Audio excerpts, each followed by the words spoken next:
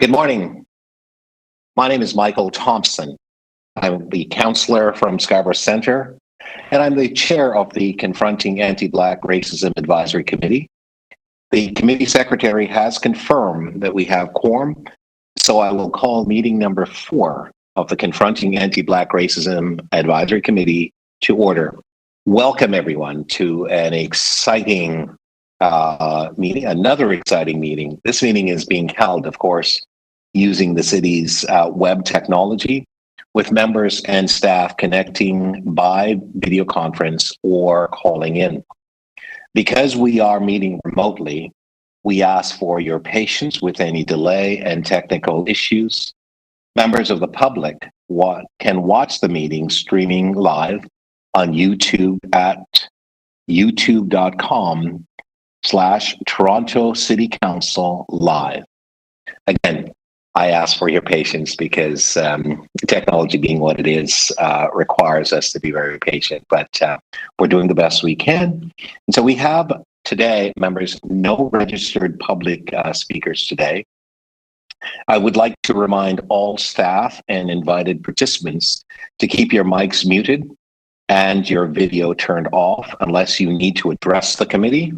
This, of course, will make it easier for me as chair and for those watching on YouTube to see the members who, as we debate, question, and vote on agenda items. Members, please keep your microphone muted unless you wish to question staff or to speak on an item. If members wish to question staff or to speak, please make sure your video is on and your hand is raised, or unmute your mic and indicate your intention to speak, and I will, or to ask questions, and I will create a question and speaker list. When not voting on an item or a motion, I would like to ask members to turn on, when voting on an item or motion, I'd like to ask members to turn on your videos and raise your hands to indicate your vote. If there is a recorded vote, I will ask you to state if you are in favor or opposed to an item. Members, I want to remind you that although we are participating remotely, we must still submit our motions in writing. The clerk staff are available at KBRAC, CBRARC at toronto.ca to help with motions. Although we are meeting in different locations and this meeting is being done remotely today, the Confronting Anti-Black Racism Advisory Committee acknowledges the land we're meeting on is the traditional territory of many nations, including the Mississauga of the Credit, the Anishinaabe, the Chippewa, the Haudenosaunee, and the Wendat people, and is now home to many diverse First Nations, Inuit, and Métis people.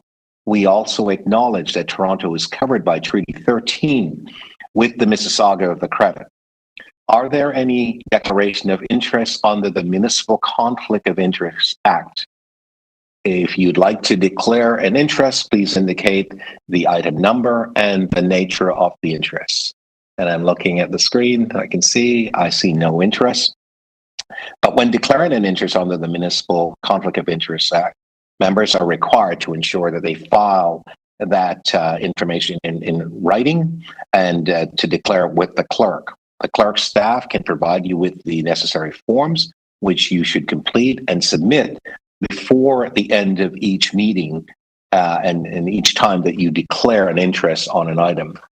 If you have an interest, please raise your hands and so on. And as I've indicated, I see none, so I think we're good to go. May I have a motion to confirm the minutes of the meeting held on September 24th? Looking at the screen, I see no hands. So Justice, Co-Chair Justice Betty, thank you very much. All those in favor? Opposed? That's carried. Thank you very much. We will now proceed to consider the 2 items on the agenda. Members, we have an exciting meeting today, and as much as we have 2 items on the agenda, the first item is CR 4.1, city's action and initiative to support Black city staff. We do have the city manager, Chris Murray, and Alma Kenton, the chief people officer for the City of Toronto. They're both here with us today and will make a presentation to committee, and we will come back to them momentarily. The next item that we have on the agenda is CR 4.2, City's budgeting process and initiative relevant to confronting the Anti-Black Racism Committee. Heather Taylor, the city's chief financial officer and treasurer, will be here to provide a presentation to the committee.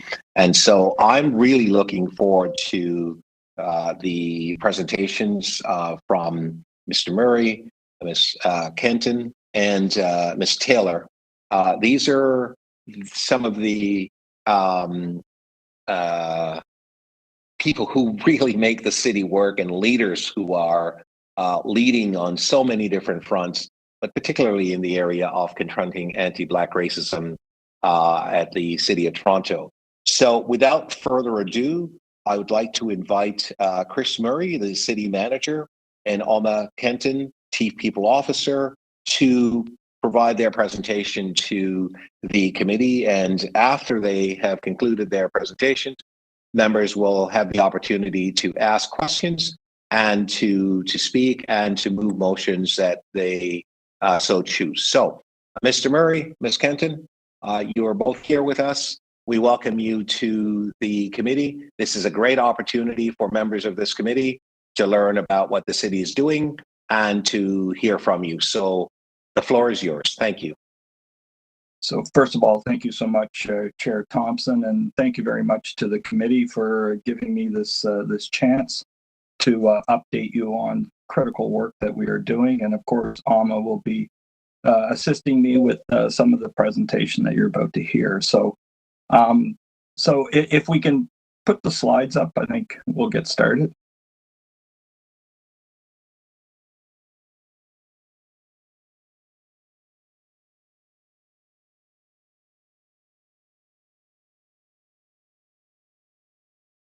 Okay, assuming someone has the slides.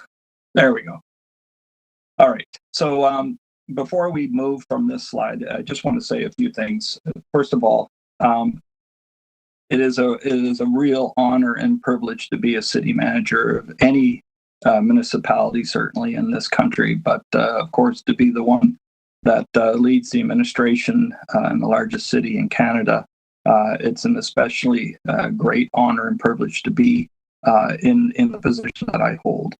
I joined the organization in 2018, in fact, August of 2018, which would have been about 9 months after the action plan that has set everything that we're going to talk about today in motion occurred. One of the first things that I did as city manager, it was in September of 2018, was to ask a most basic fundamental question of the Toronto Public Service. And that was, what kind of organization do you want to work for?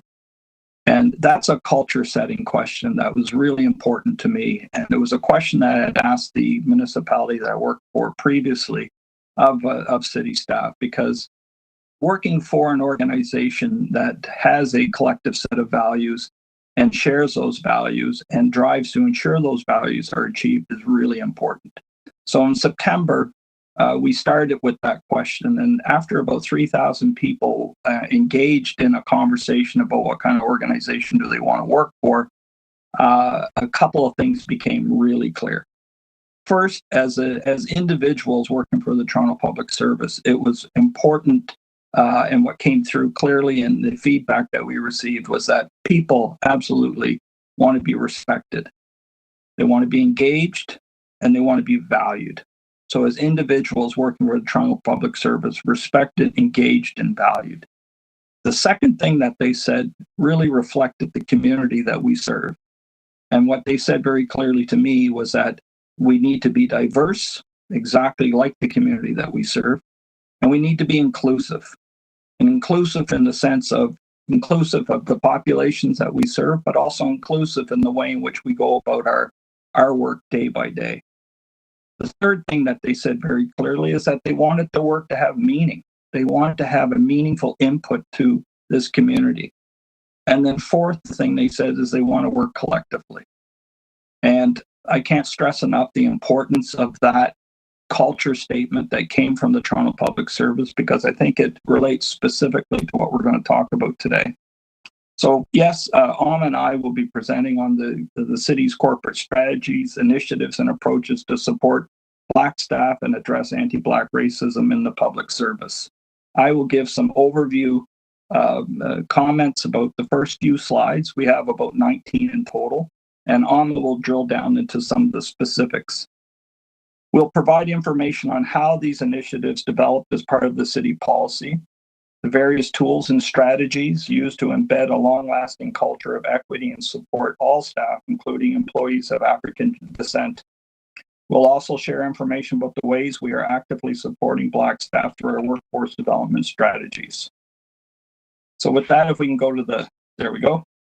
So, as the slide, I think, indicates, clearly we recognize that building an inclusive workforce that reflects the population, as I said previously, is key, and that this is the way in which that we will, in fact, build trust and confidence. And those words have great meaning. If you look at what the essential role of a public service is, it's different than a private company. A private company seeks to achieve a profit. The public service is there to basically earn people's trust and confidence. And that's how we wake up every day. Everything that we do internally, externally, is really aimed at building trust and confidence. So as I said, in December 2017, City Council unanimously did support the Toronto Action Plan to confront anti-Black racism. And of that plan, there are 22 recommendations and 80 actions aimed at addressing the most fundamental goal of that plan. Recommendation 11, which speaks to increasing employment and training opportunities for Black Torontonians at the City of Toronto. I'm going to speak to a little bit more detail in a second. But aligned with the city's workplace culture themes and council adopted workforce equity inclusion, the city is committed to building a public service that reflects the population we serve. As was very clear to me when we had asked the question of our staff, what kind of organization do you want to work for? And so clearly we have to champion diversity, accessibility, inclusion, and of course, respectful behavior. So, but before we move on, I just want to drill down a little bit on the actions when we speak of recommendation 11 about increasing employment and training opportunities for Black Torontonians at the City of Toronto. There are a number of specific actions related to that.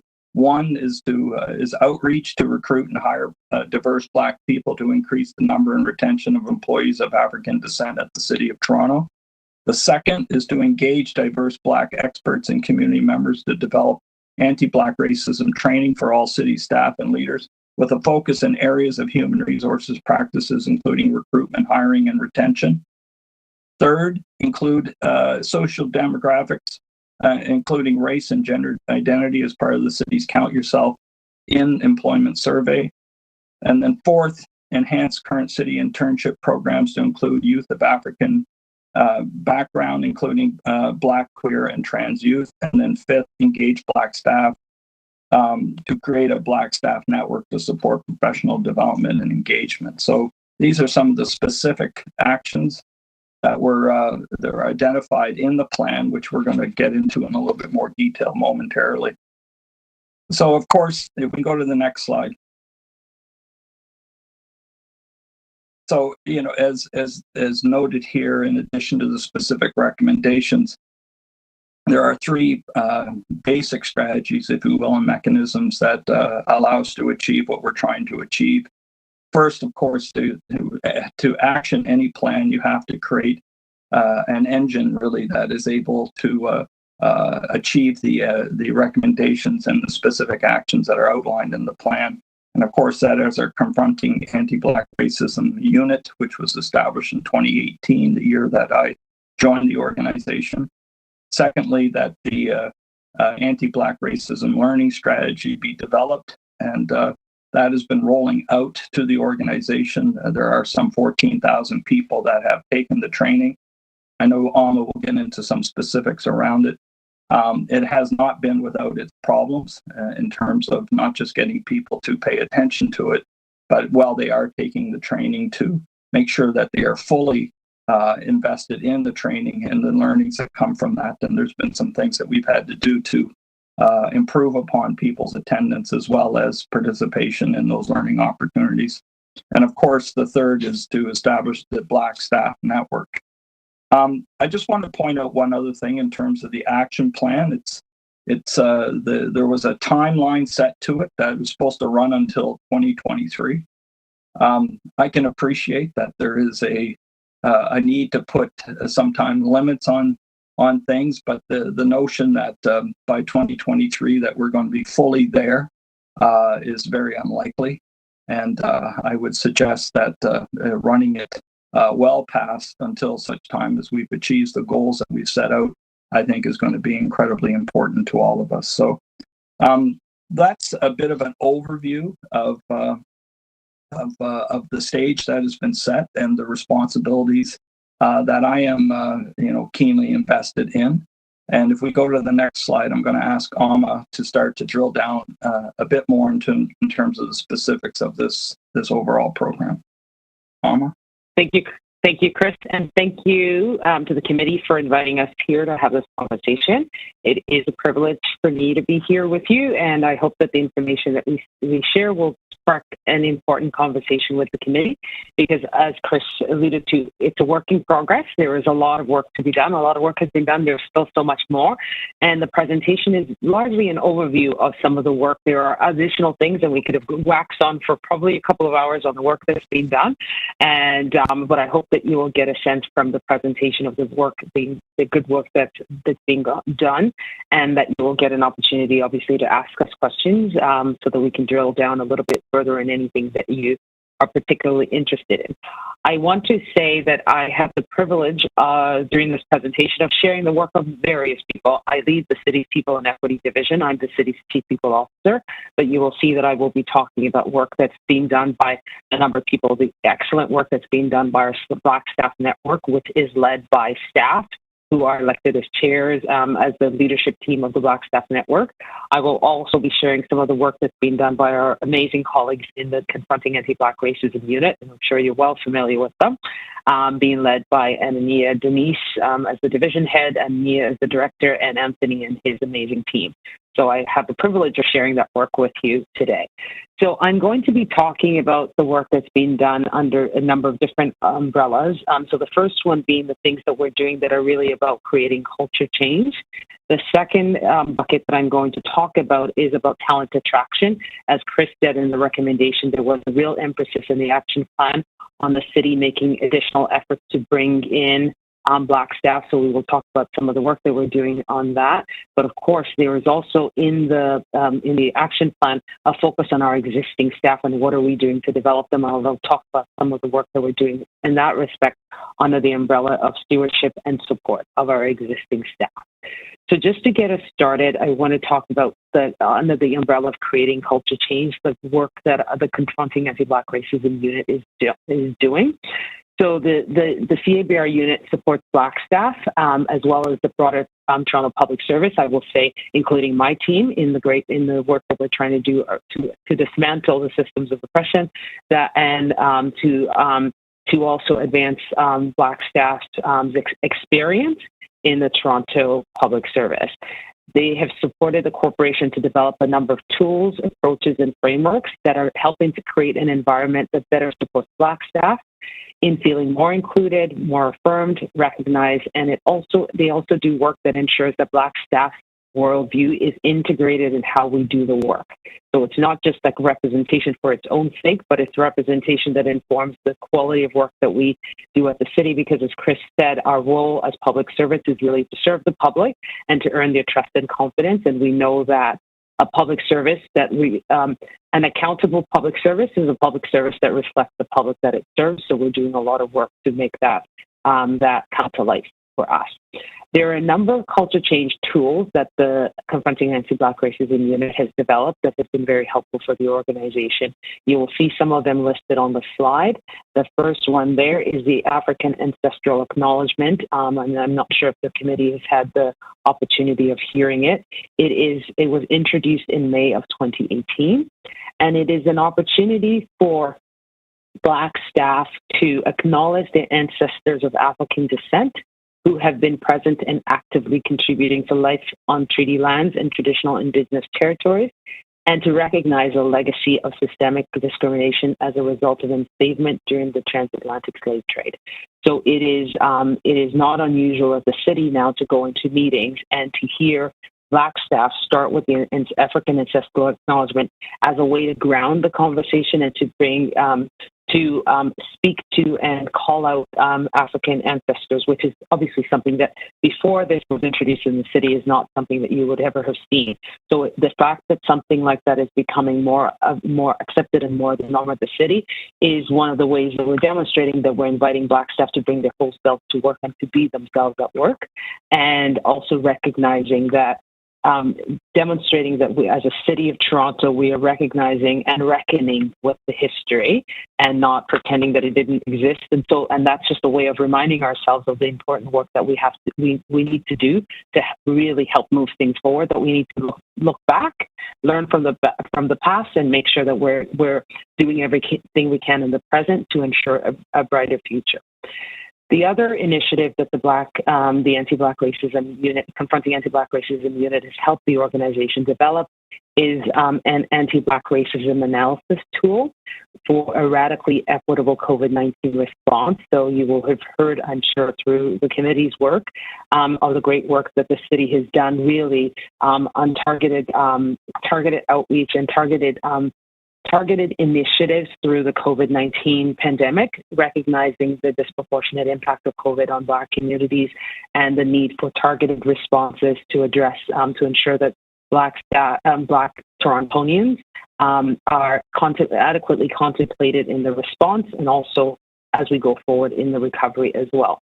So that work that is the Anti-Black Racism Analysis tool was created by the unit, and it's supporting staff across the organization to respond to Black communities, staff and service users during the pandemic. It provides guidance on interventions and how to use an anti-Black racism policy lens on the work that we're doing.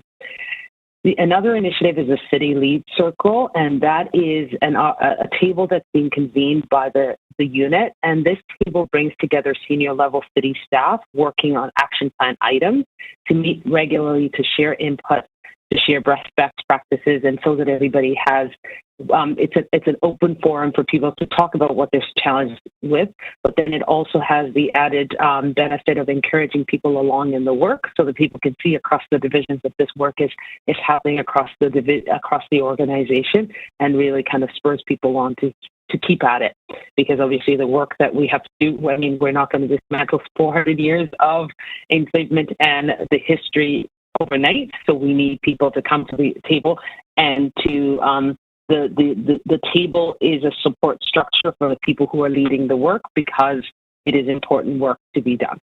The other structure that's being put in place to enable and support the culture change that's happening at the city is the Partnership and Accountability Circle, and this is the primary reference group for the action plan.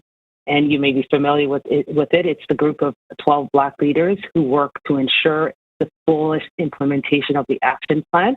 So as the name demonstrates, that their role is to help hold the organization, to partner with the organization in ensuring accountability on the commitments that the city made in the action plan. And then finally, the Ubuntu framework. This is a tool that was developed by the unit as an evaluation framework that they have been piloting with various city divisions to begin to assess and evaluate progress from a decolonized lens, examining systems change across 4 spheres: the individual, the interpersonal, institutional, and societal. So those are some of the structural the tools that the Confronting Anti-Black Racism is providing to the organization to support the organization and continue the work of confronting anti-Black racism. Under the umbrella of creating culture change, I now want to talk a little bit about the learning strategy as well. One of the things that we realize in this important work is like bringing people along, is helping people understand the reasons why we're doing the things that we are doing, because it's important that people buy in and not just show up at these learning sessions and think it's just another thing that you need to do and cross off your list. As Chris said, and there were periods in the course of this work where the feedback coming from facilitators indicated that people were not taking the training as seriously, people were not turning on their videos, and people were not engaging as actively as they could. And so Chris, he didn't say this, but I will say this on his behalf, intervened and sent messages to the organization, just ensuring that people knew that this was a priority for the organization and we need people to take this work seriously. And the hope is that has really helped address it, because I certainly have not heard any additional concerns about this. But helping people learn the history and not just the history, but the present-day circumstances of Black folk in Toronto is an important part of the work. And so there are a number of learning initiatives that are underway. You'll see a number of them listed there. The CABR facilitator-led training, as Chris said, there have been about 14,000 staff who have taken the training so far, and that number continues to increase. I know that my division, People in Equity, our staff through the month of December, the goal is to have everybody in our division trained by the end of this month, by the end of this year. And so that work is going on in pockets all through the organization and has been for the last couple of years. In addition, there are lunch and learn sessions, which the Confronting Anti-Black Racism Unit has been leading, as well as the Black Staff Network has a number of initiatives around learning as well, as a way to keep the conversation going and to share information and provide people with opportunities to share. And the Unpacking Dialogue Sessions is a similar initiative where people get, it's a bi-weekly informal cross-divisional dialogue series that supports staff across the organization so that there's an opportunity to cross-pollinate ideas, to share resources and strategies in operationalizing the action plan. So again, similar to the leaders table, this is a staff level opportunity for engagement and support in the work that we're doing across the organization. And these are micro-learnings, and they have been spaces to gauge knowledge of and experience of issues of anti-Black racism. So it's an opportunity for us to also hear what's happening on the ground in across the organization.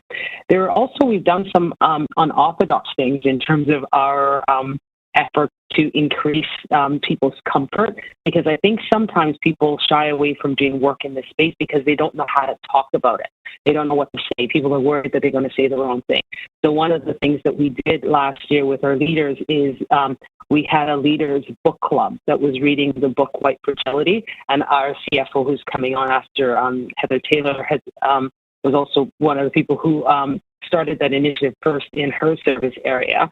And we had leaders from across the organization, and it was just like a peer facilitated opportunity for people to have conversations together about the concept of white fragility, which is, I don't know if anybody on the committee has had the opportunity to read the book, but it's actually quite an engaging way to really kind of understand white privilege and what white fragility is, and how it sometimes hinders the work that needs to get done to really help communities get access to get access to equity.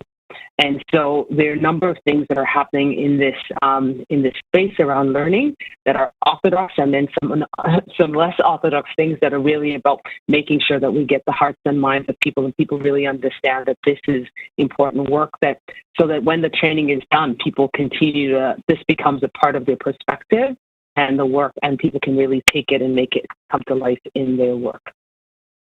Finally, on the theme of creating culture change, I just want to shout out the Black Staff Network. This has been an incredibly transformative development for our organization. There is a corporate Black Staff Network, and in addition to the corporate Black Staff Network, there are now Black Staff networks across the organization. In my division, we've had one for about maybe a year now. and it's a really great opportunity for professional development. It's a great opportunity for networking, for sharing of wellness-related information, and also staff support. Just yesterday, actually, I had a conversation with a staff person who started, a Black staff person who started in the pandemic. She had seen me at a town hall, and she reached out to me early in the year, and it's taken us several months to get together, and we had 15 minutes yesterday. And she was talking about having started during the pandemic and not having an opportunity to build a support network for herself. And I was able to, just happen, I looked at my calendar, and the Black Staff Network had a networking event yesterday, which I was able to send to her and encourage her to attend so that she could start to build a community for herself at the city. So the Black Staff Network has really been an important initiative for us, for my division, as we develop programs. We've also had the opportunity to go to them, to talk to them, and to get their input on the work that we're doing, and they've been really generous with their time, and also a way for us to give information about the supports that are available. Our organization is large and really spread out, and not everybody has access to emails, for instance. So the Black Staff Network gives us a great opportunity to disseminate information and ensure that people know of the supports that are available. We have a spotlight series, which is used to showcase Black talent across the city of Toronto. Really, we're demonstrating, they're helping to profile the Black excellence that's going on in our organization. We have a personal branding and career development workshop to support Black staff members with career mobility. There are mental health engagements that have been delivered, including a 2-day workshop series in partnership with the Confronting Anti-Black Racism Unit and the Toronto History Museum. So there's a lot of interesting work being done in part within the organization, and also in partnership with community agencies, including Taboo, the Community Health Center. So they hosted an event for the Black Mental Health Day, and helped expand the Black Mental Health Day, which is what we celebrated in 2020, to Black Mental Health Week this year. And it's been an action that was initiated by the Black Staff Network. In addition, this initiative expanded to deliver a week of programming to Black staff and residents through a campaign focused on the detrimental impact of anti-Black racism and systemic discrimination on Black people's mental health. The other initiative earlier this year, that the city celebrated the International Day of Remembrance of the Victims of Slavery and the Transatlantic Slave Trade on May 25th, and the ceremony was honored and educated staff members of the traditional African grieving and veneration practices of different shores with community healers. So all of those initiatives are really bringing Black culture into our organization in a way that I've been with the organization for 17 years in a way that I had never seen before. And really, these initiatives are an opportunity again for Black staff to realize that they can bring their whole self to work, and that the city is willing and able to celebrate all the aspects of themselves, because that is going to be an important part of people feeling safe and included in the workplace. So the Black Staff Network, I want to just take this opportunity again to do a shout out to them, because they are doing incredible work supporting our staff and supporting us in the work that we're doing. I want to switch gears now to talent attraction. As Chris said off the bat, that was a big focus in the action plan, and so we've been doing a lot of work around talent attraction. I lead the recruitment function at the city, so this is so we're able to share with you some of the work that we've been doing in that respect. We understand the partnerships are going to be critical. We are not the experts. We're not in the community the way community agencies are. So we're leveraging those partnerships with the people who are on the ground, who know where the Black talent is, and can help us create pipelines into employment with the city. I'll give you one example. When we earlier this year had to hire about 2,300 people to staff our immunization clinic, that was an opportunity for us to create employment for racialized people and people who are otherwise less active in the workforce because they face various barriers. So the team prioritized recruitment in the Black community, the Indigenous community, and in communities of people with disabilities. And we were really quite successful. The community partners came team up, and they really help screen talent and deliver us lists of people who were ready and willing to work. And we were able to staff to build a really diverse team to support our immunization clinic effort. And so, so that is something that we will continue to leverage as we understand that, like Chris said, one of our goals is a public service that reflects the population that it serves, and we're going to get this through partnerships. And the other, but beyond that, it's also important that we engage communities. And so our team hosts a number of series. I will get an opportunity in a minute to introduce the two staff who are focused on the work around Black talent, but we're hosting webinars and lots of other opportunities, and quite active in social media and other initiatives to try to make sure that Black people in Toronto know that we are open for business. We want to see them here. We're really keen to increase the representation of Black people at the city, so that we can get the benefit of the excellence that exists in Black communities, as well as other communities that have long been faced barriers to employment with the city. So we've worked with the Black Engineers of Canada. We routinely post our jobs in targeted places that target Black talent as a way to attract people and make sure that people see that we're open for business and looking to hire people. We also do a lot of online branding that includes Black representation as another way of calling out our desire for Black talent. Just finally, on the attraction piece, I just want to speak to a program that we launched this year that we're very excited about, a Black Youth Career Development Program. It allowed us to bring in 17 Black youth, and they were placed in administrative trainee roles. 13 divisions participated, and I'm really proud that we had an 82% conversion rate. So 82% of the people who participated got long-term employment at the city, which really is the goal. We don't want to have an initiative where people come. It's a flash in the pan, and people come and they're here for, I don't know, a number of weeks, and then they go on, and we lose track of them. These programs are really an opportunity for us to recruit people that will become long-term members of our workforce.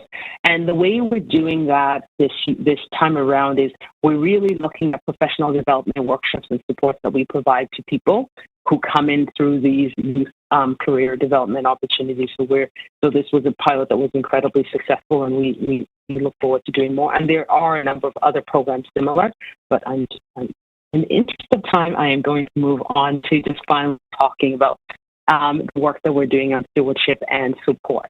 One of the things that we have done this year is we have created some targeted resources to support Black staff recruitment, but also Black staff retention. And on the screen are two members of our team that we're very proud of because they're doing really great work. There's Nima, who is our diversity and inclusion specialist, who's focused on Black talent.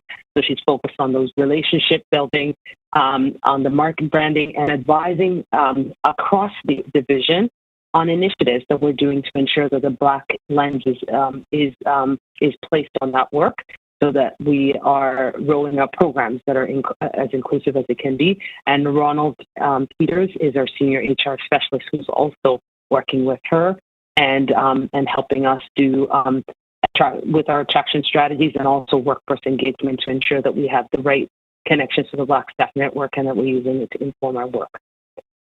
And then on stewardship and support, there's a number of other initiatives that are available for Black staff and other staff at the city to get the support that they need. So we've got a human rights office that provides neutral, confidential advice, information, and assistance related to human rights issues. And so it's a service that where people can call in to get advice on things that they might be struggling with. And in addition to that, where they have complaints, they can also file complaints with the Human Rights Office, and the Human Rights Office can investigate and help to get a resolution for the staff. And also managers can call to get advice as well on how to support their staff or to address things that are happening in their workplaces. So one of the things that we prioritize this year is ensuring that team would be increasingly diverse and And we've been successful in achieving that goal. And it's a diverse team of people in the Human Rights Office supporting our whole organization. We also have an employee assistance program, as most employers do. But one of the things that we did last year was to make an arrangement so that Black staff who can request to engage with a Black counselor, somebody who might have their lived experience, that people can go through the regular intake process, and through that process indicate that they would like somebody who reflects their lived experience, and that our external provider will refer them to a service provider who can do that. And that's just a recognition of the fact that people need mental health support, and that lived experience might actually be important for making that a successful counseling relationship. And then finally, I referenced there, obviously, the important work that the Black Staff Network does around stewardship and support of Black staff. So I'm not going to go through that again because I talked about that a little bit earlier.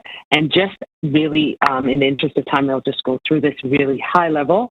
There's a lot of work that's ongoing around hiring managers and recruitment staff. We really want to make sure that we're doing everything that we can to build equity and inclusion capabilities. We are doing the work with our recruitment staff, but ultimately hiring managers make the decision on who they hire. So we're looking for our learning strategies that I talked about earlier, are really about ensuring that our hiring managers have their hearts open, that the decisions that we're making are not biased informed. And so we're going to continue that work to provide tools and support to hiring managers and recruitment staff to ensure that we're making the best decisions. We also want to understand what the employee experience is. So we're listening through the two staff that I've identified, and also all of us in our division, listening to learn about the employee experience. What are the pain points? One of the things that we did last year is we did an analysis of our employee engagement survey data and identified some of the areas, and employee engagement survey data, as well as our human rights complaints data. And so we kind of merged those and identified some of the divisions where we were having I consider to be hot spots. And I met with the division heads, who were the heads of those divisions, to talk to them to share the data that we had with them, and to offer them support in identifying what the issues might be so that we could improve the employee experience. And I'm glad to see every one of those division heads was really receptive to the information, really receptive to the support, and a number of them have created Confronting Anti-Black Racism units in their divisions as a way to advance that work so that the employee experience in those divisions will be improved. And I'm hopeful that when we do the next employee engagement survey next year, that we will see signs of improvement, that the employee experience has indeed benefited from the initiatives that have been put in place. Like I said, we're doing a lot of work to create awareness, and that training, et cetera, will continue, and we will continue to build and develop external partnerships. I'm not going to go through this in the interest of time, but this just gives you a sense of the ongoing work that we're doing and what we're going to be focusing on and during the next 4 quarters. Again, this is lifelong work. We don't expect that this is work that will ever come to an end, just because we will always want to ensure that our workplaces are as inclusive as possible. And so the stakeholder engagement work, building our brand, expanding training, et cetera, will be ongoing work for us, but this just gives you a sense of where our focus will be. So that's the information I wanted to share. Again, this is just, I guess, at a somewhat high level, a sense of what we're doing, and we would be happy to answer your questions and to hear any feedback that you might have for us, because we present this from a place of humility, because we don't know all the answers, but we're certainly trying our best, and your advice and guidance would be really helpful as we look to advance this work. So on that note, I am happy to take any questions, and I'm sure Chris is as well. Thank you very much, Alma and Chris, for a very comprehensive and an excellent presentation. Members, this presentation expands, of course, your awareness and knowledge of the work that the city is doing. I'm sure you have questions, and so now I'd like to open the floor up for questions from members. So please raise your hands. Deborah, I see your hands first, and I will actually keep a list. So please just raise your hands and let me know, and I will call you when it is your turn. So, Deborah, you may begin. Go ahead, please. Hi, good morning. Thank you for this amazing presentation. I'm just wondering if you have any numbers.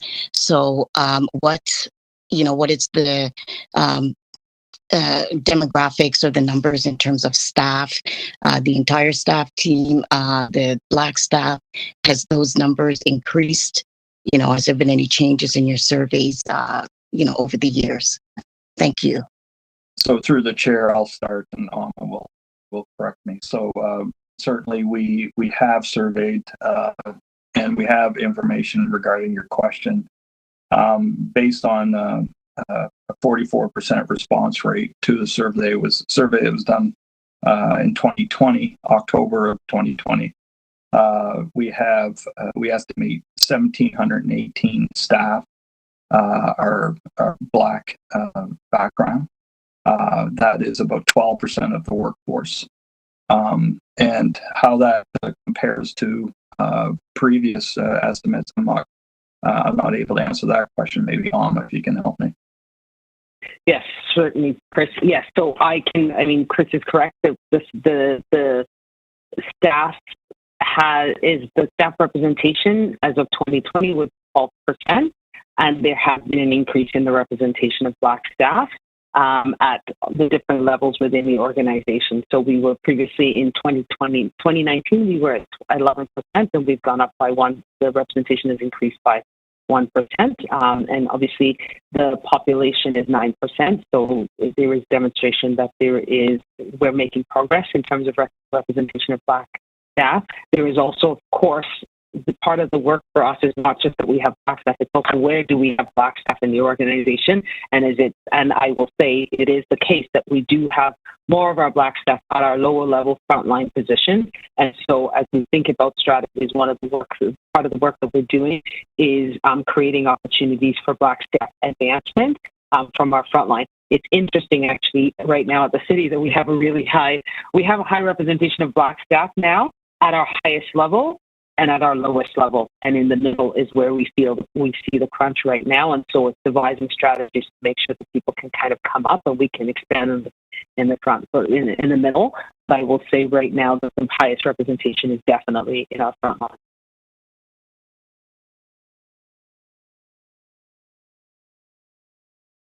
Any further questions, Deborah? Okay, the next person I have is Chris, and then it will be Juanita. Go ahead, please. Thank you, Deputy Mayor, and thank you for the presentation. It's really heartening to see what is being done in the city. I have two questions. The first one is around the Human Rights Office, and I'm wondering what is done to encourage employees to make complaints. Because there's an office, and, people are afraid of pushback or some kind of sanctions when they make complaints. So I'm wondering what is done to encourage them. Thank you for that question. It is a great question, and it is a problem to actually creating the structure doesn't mean people will come to it. So a couple of things. Over the last year, the Human Rights Office has done a number of sessions with the Black Staff Network intended to make themselves visible in that space and as a way to encourage people to come to them. In addition, a number of resources have been created to educate the organization about the role of the Human Rights Office. The other thing is the Human Rights Office provides confidential advice as well. So sometimes it's not that you go to the office and the office then reports to somebody. I can tell you the office reports to me, but they have a special role even in terms of the other people who report to them. I don't know what files they have. I can never get access to their files. So we treat them as though they were an independent arm, and that we know from our conversations with our unions and others has really helped people feel some confidence in that office that they do their thing, and so they get administrative support from me and their director, but for the most part they act as they're independent, and we do a good job. We make quite the effort to get that word out so that people feel comfortable. And one of the things that I will also say, I said earlier, is that we look to diversify that team because we also know that representation on that team is going to be important to people feeling comfortable. And so we've had some success thankfully, over the last little while in diversifying that team. But if you are aware of strategies that would be helpful and you wanted to give us some advice on how to do that better, we're certainly open to it, because that is the biggest fear, that people are having horrible experiences and are not coming to us. We also make sure the Black Staff Network and then Confronting Anti-Black Racism have the resources so that they can direct people to the office where they come to them with complaints. But certainly that is a work in progress, and we're looking to do better. Thank you so much for your answer. And am I allowed to do the second question? Absolutely. The floor is yours. And Molly, I'm not yet. So in the future directions, there's some really great points that are made, but I'm wondering about the language on the creating awareness. When it says encourage leaders to disclose and debunk the myths and misconceptions associated with Black employees. We have seen this kind of language before where it's encouraged, so it's not really something that that is required. And I'm wondering whether the language could be changed to say require leaders to disclose and debunk. Absolutely.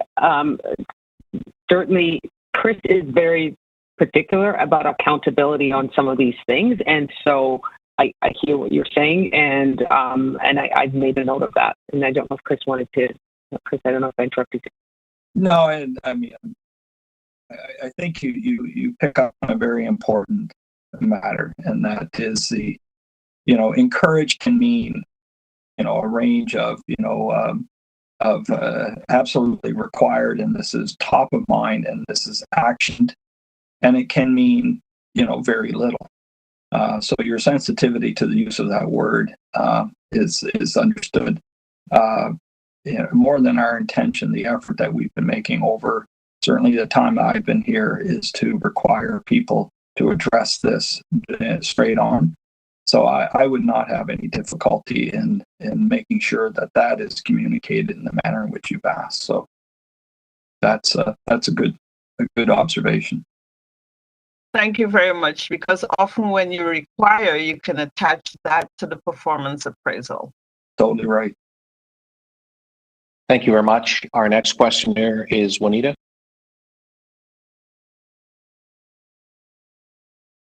Thank you, Oma and Chris, for such a wonderful presentation. I thought it was really insightful and quite in-depth about what's happening within the city. My question was related to, I could call it the journey that you've been on. I wanted to learn more about, know more about what are some of the challenges and key learnings that both of you have come across and have realized as a result of taking all of these actions. Well, let me start. The depth of entitlement for a person of a white background, and I think the nature of this program is forcing us to recognize truths that are very difficult to really stomach, and it is challenging the way that we think.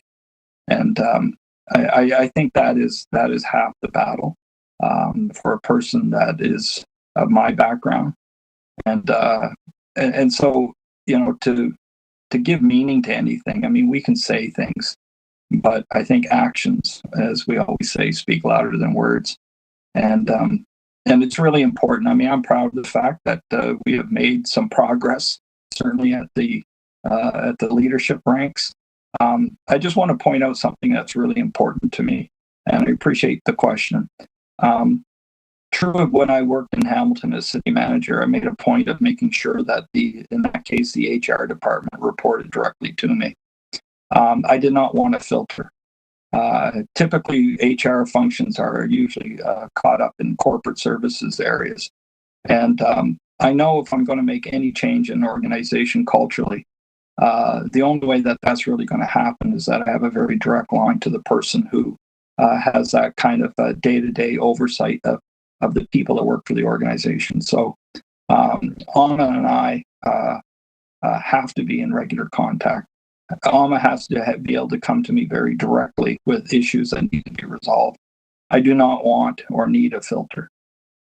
So I think in terms of any progress that we're going to be making, it's why people on equity reports directly to me.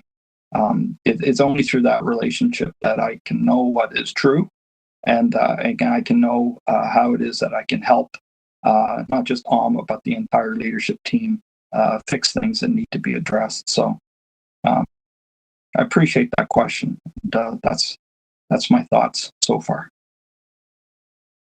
Thank you, Chris. And two things that I will say to add to that, to what Chris has said. One of the things that I have to say is I just realized we're a large organization and we're doing all of this work. And sometimes I hear somebody's experience. I'm like, really? Is that happening in our organization? And that can be demoralizing sometimes to say, look, with all the work that we've done. But a large organization means that we need steadfast work and we can't take our foot off the pedal, and we need to keep at it. So that's one of the things that I'm sometimes still just kind of floored by, that we have made some big progress and we have data to demonstrate that we've made progress. But the reality of it is, and understandably, people are only going to believe in the change when it comes to their desk. Right? When it actually comes to so showing them the data is not going to really kind of be meaningful until that happens. And so I think that I will say one of the things I've learned is we really have to keep at it. We have to really just talk to people, and we really need to win people over so that they actually want to do this work. So that so we have to wrap our hands around our middle management and our supervisors to make sure that they understand the impact of the microaggressions on people, and how really that's really kind of impacting people's employee experience negatively. And so sometimes the work feels unrelenting, but I have to say that I have been quite impressed at the dedication of the leadership, and really, and I have faith that we will get through the rest of the organization. And there are some real champions on the ground in our organization, and that's what it really is going to take for the champions to really feel empowered to stand up and to kind of represent this work. And so there's lots of encouraging work, but at the same time, we're very, very large and dispersed organization. So there's still work to be done. So thank you for that question. It really kind of got me reflecting. Thank you. Thank you for answering. Thank you very much. Our next questioner is Molly. Go ahead, please, Molly. Thank you. Thank you for the presentation. It was very insightful. Listening to both of your responses and understanding that there is an internal mechanism in place, i.e. the the Human Rights Office. But I'm at the provincial level, I'm out there, and it's trying to mirror also what's happening federally as well as municipally. And I just wanted to know, especially for people that are in precarious work situation and those that are in what you consider frontline role, oftentimes they might be afraid to come forward, even with the internal mechanism. And it doesn't matter if there's representation that looks like them. So I wanted to know whether consideration is being given to have a third-party independent review, not only of the internal mechanism, but for set up in a way that Black individuals are not afraid to come forward and use that analysis to help to perhaps put forth better internal mechanism that can help to create change. So that's my question. Yeah, so thank you for that question, Molly. I will say we do actually often use external investigators, and we have, so for instance, we had a number of things related to COVID and the interactions that staff members had with Black people in the community as part of the COVID enforcement. We brought in Yola Grant and another Black community expert to investigate. So we have a dual process. I will say I'm a human rights lawyer, so I spent most of my life in this space. I would say that both options have their benefits. I would say sometimes the challenge with an external processes is those lessons don't penetrate the organization in the same way. And I will say that what the Human Rights Office does in addition to investigations, which is a big part of it, is the culture change confidential advice work that is really critical. And so those, I know very well the WDHP process at the city, at the province. That is not our process. Our process is quite different from that. And I would love, if you're interested, Molly, in sharing some more information about how our process is different, but we do use both internal and external. I'm open to those conversations. Is there an opportunity for an external review of our processes? Absolutely. We're open to that. In fact, a couple of years ago, we actually went out with an RFP to try to get somebody in to do that.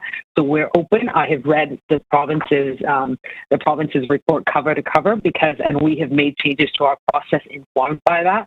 So we are always looking for ways to improve it. We have an equity committee that we set up and negotiated in our last collective agreement with our unions as a way to have twice every other month we meet with our unions to talk about what the experience is on the ground around equity as a way to inform the work that we're doing. So we're open to an external process.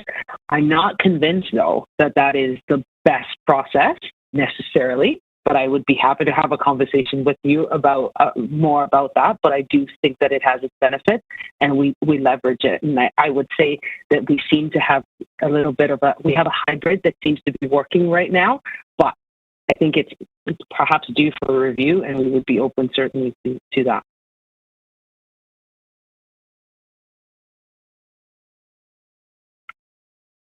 Anything further, Molly? No, just looking forward to probably share some insight and see, because something had to change. That's all I have. Okay. No, fantastic. Thank you. Thank you for the questions. Justice Co-Chair Betty, you were there. You're next. Thank you, Co-Chair Thompson. And thank you, Emma and Chris, for the wonderful presentation. I have 3 questions that are top of mind for me this morning. The first 2 are a little bit more quantitative in nature, and the last one's qualitative. But with regards to the first, I'm curious as to whether the city has targets by band or position seniority. We've talked a lot about how the city staff is 12% Black, which is great. Oma, you made the point that it's largely concentrated at the most senior levels and at the perhaps junior entry level ranks. Curious to see if the city has actually segmented out specific targets and whether these targets across seniority levels are also time bound.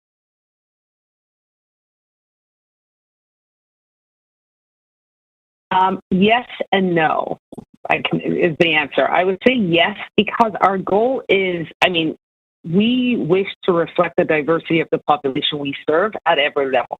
So that is our target, which means at our manager level, our goal is 9%, every level within the organization. So in that respect, if you're looking for a target that we've set for ourselves, no, we don't have one. But as the population, there's a new census data that's coming up. So maybe the census data will tell us that it's 11%. That's the population of Black people in Canada. That becomes our new target. So in that respect, yes, we do have a target, which is the population that we serve, and it goes up and down as that changes. It's not time bound, but the way that the work that we've been doing really is, and frankly, we were kind of evolving our way in that direction, and then COVID happened. And so COVID is just kind of this thing that interrupted the work that we're doing, but we're certainly open to talking about what's the reasonable target for us to meet those a target end date for us to actually reflect the population we serve. So we're certainly open to that conversation. And the intention had been that we would start to share the data with the organization. And then in 2020, 2021, we would pilot some initiatives and see what was being successful. And then in 2022, 2023, we could move towards targets. There's some challenges with our employment equity policy that kind of stands in the way, but putting that aside, that was kind of the maturity model that we were working towards. Obviously, COVID has interrupted that. And so we are only now starting to pilot some of the initiatives that we had hoped that we would have piloted next year. Because what we want to do is we want to set targets that are reasonable, that are achievable, ambitious, but achievable, because we don't want to. There is a trust, like Chris said, trust and confidence is our goal. And if we set a target that's ambitious that we cannot achieve, then we lose the confidence of the community. And so we haven't had the experience to really kind of give us a sense of what it is, what that date is that would make some sense. But we do have a target, the population, but the time-bound part is what we honestly do not yet have.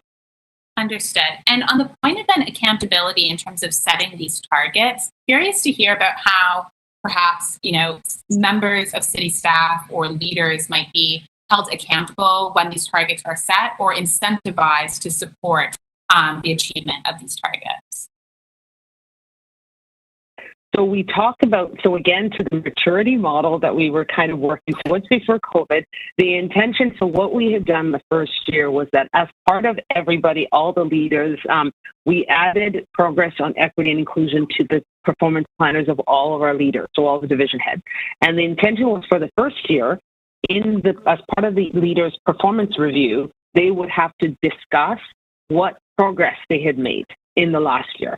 So no target, but the intention was just the fact that you're going to go to your deputy city manager, you're going to have to talk about, I had 6% and now I still have 6%. What did I do in the meantime? That would spur people to action to try to improve, because our leaders are, as most leaders are, type A and competitive, and everybody wants to do better. And so that was the intention, that we would do that for a couple of years, and then we would move towards perhaps consequences or incentives, performance, like as dictating what performance reviews will be. We have suspended our performance appraisal program for the last 2 years. So again, there's a COVID interruption there, but certainly as we come out of that and reintroduce the program, that will continue to be part of the performance discussions with leaders to see what progress they've made on achieving the goals. And of course, our expectation is just as any objective on their performance planner that's not achieved impacts their assessment rating, that this would be one of those. And I don't know if Chris wants to say something about that. I think is there a hard stop at 5 minutes? Because I know Justice has one more question. So. No, we're okay, good, Chris, please. Okay. Well, I mean, the other thing I'll add to it is that there's a group of us at a very senior level that has a hand in terms of hiring director level positions. So, and I know in those meetings, we're very deliberate in asking the questions about who is being interviewed for these positions, ensuring that we do have that diversity objective. So I have a direct hand in hiring a program leads or heads, so general managers, executive directors, that level. So I have a clear line of sight there. And then, as I say, this group of senior staff that is able to screen or see who is hiring for director level positions, again, requiring that our diversity objectives be built right into that hiring process. Now, further down to the manager supervisor level, that's where it's a little bit beyond my eyesight. But to your point about if we're hiring general managers and directors, then what accountabilities are we putting on them to ensure that we continue to drive the diversity to the manager and supervisor level? So that is something that I think Alma is saying is what we are working on. We've been successful to the level I have direct authority over. Further down is where we have to kind of drive the continuous improvement. That is super helpful. Thanks. I was just going to add, Chris reminded me of something. So part of the work is, just as Chris described that we have an executive talent group that looks at all the hiring for director level roles. Part of the work is to create tables similar to that. So the divisions will have theirs at the director level that's looking at manager hires. And so those questions will be asked at that table as well, so that there will be accountability built into the hiring process as we go lower down in the organization. So that's part of the work. That's super helpful to hear, Oma and Chris, and wonderful to hear about how end-to-end that embedding of accountability seems to be. So the last question that I have is just out of curiosity, have there been any jurisdictions that you've been looking to as case studies or best practices, jurisdictions that have really been doing a solid job here that the city of Toronto is looking to, borrow or try to emulate some of those best practices? I would say Seattle is doing some really good work. And so Seattle is one of the organizations that we look to. San Francisco has done some really good work, but mostly around gender diversity, not racial diversity as much. But I would say Seattle is a place that we've certainly borrowed from and kind of try to learn from. But I would say this, I mean, so I'm in regular contact with other city managers in Ontario and in fact across the country.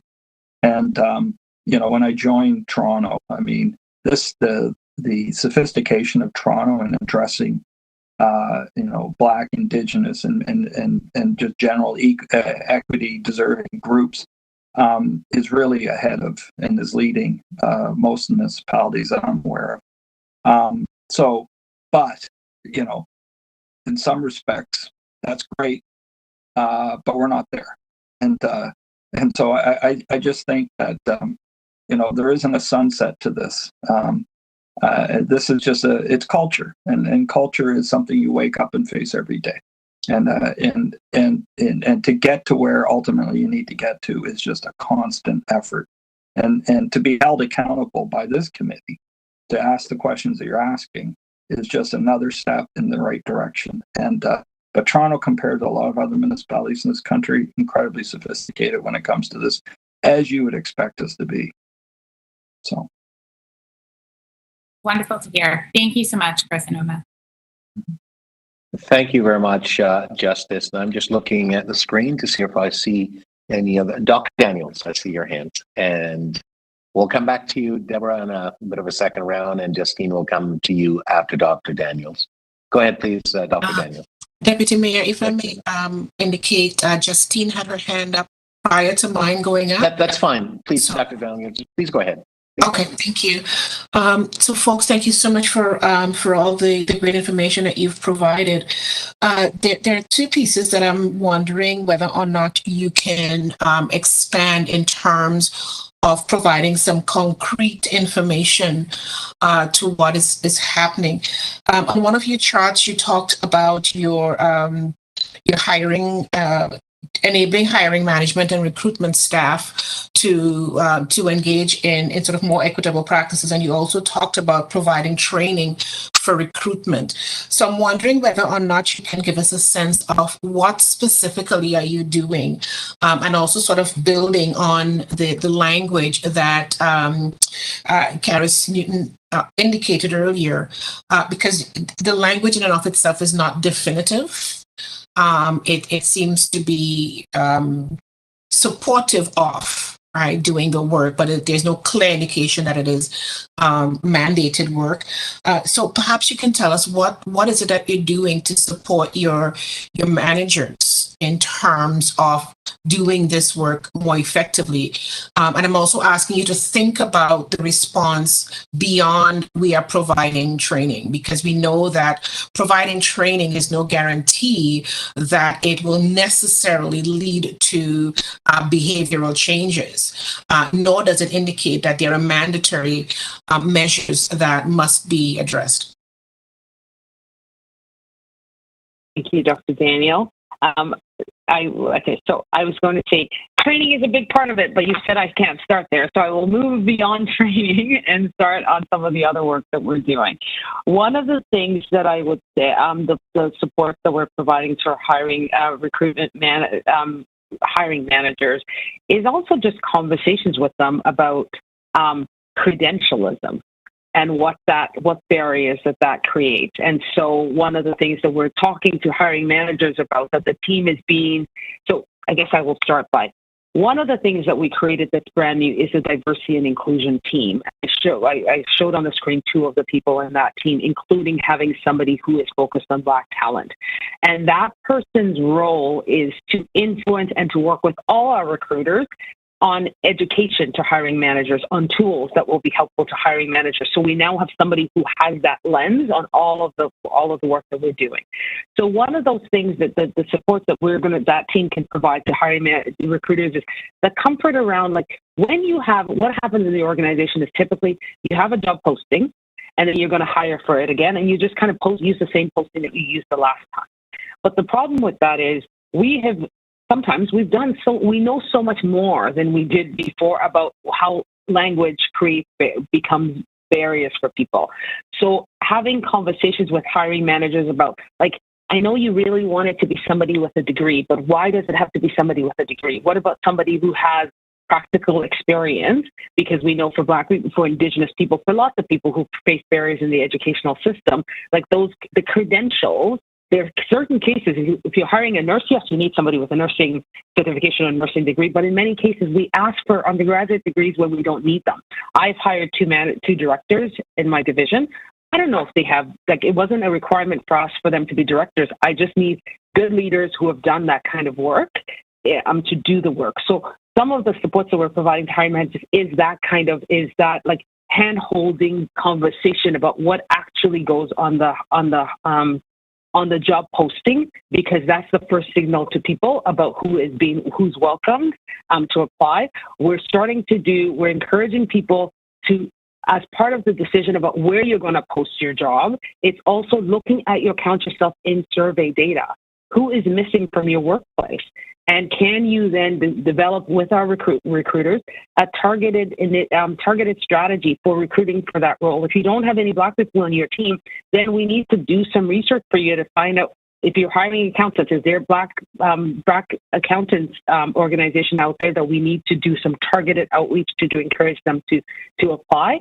And so the other piece that I haven't mentioned yet is we now also collect data on applicants to the city, so that when people apply, we're still working through the process of how we're going to distill the data, because as you can imagine, we have thousands of postings a year and hundreds of thousands of people who apply.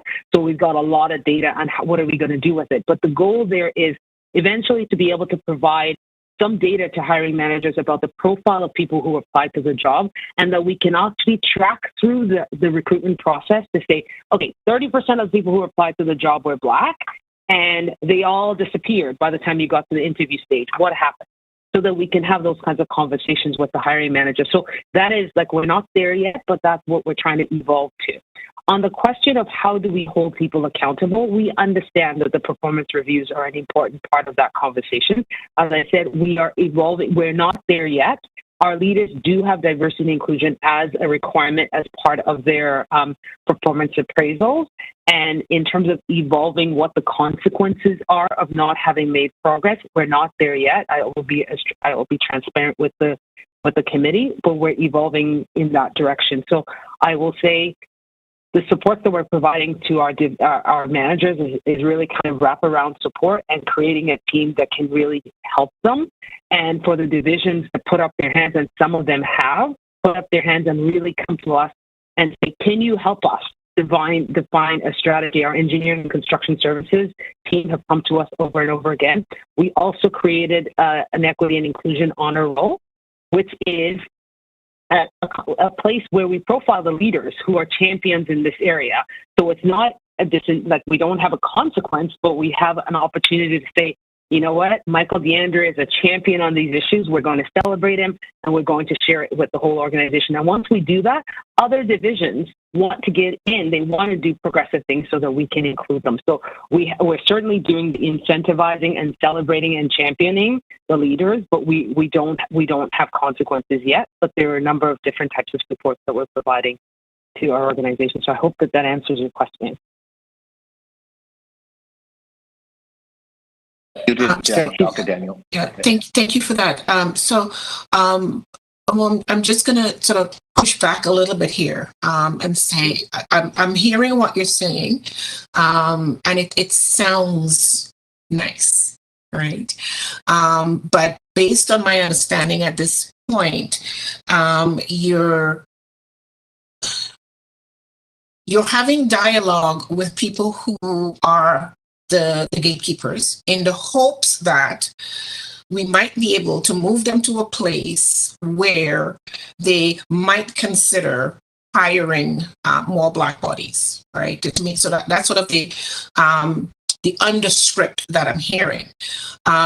So I appreciate all that's being done, but I think as I sit here and I think of the Caper Committee has been around for several years now. there's been conversations about these issues for a number of years. And when I engage with members of the city who are attempting to move these conversations forward with some of those very said managers that you've talked about, people are explaining to me the level of racial violence that they're experiencing as they're attempting to have these dialogues that you're talking about.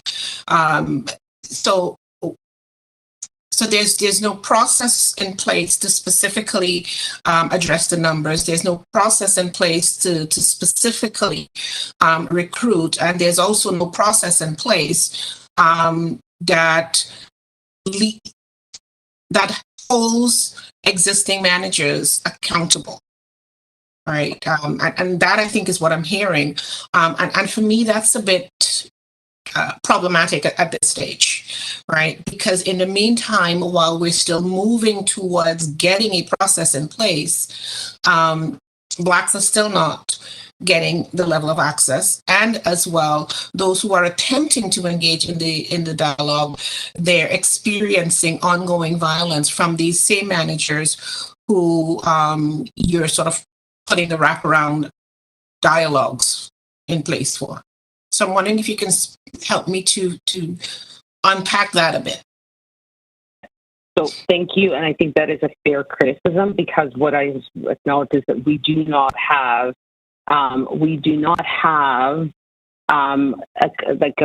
if thou must increase your representation by X amount, and if thou does not do that, this is what the consequence might be, although the organization might well evolve in that. So I think it is a fair criticism that we do not do that.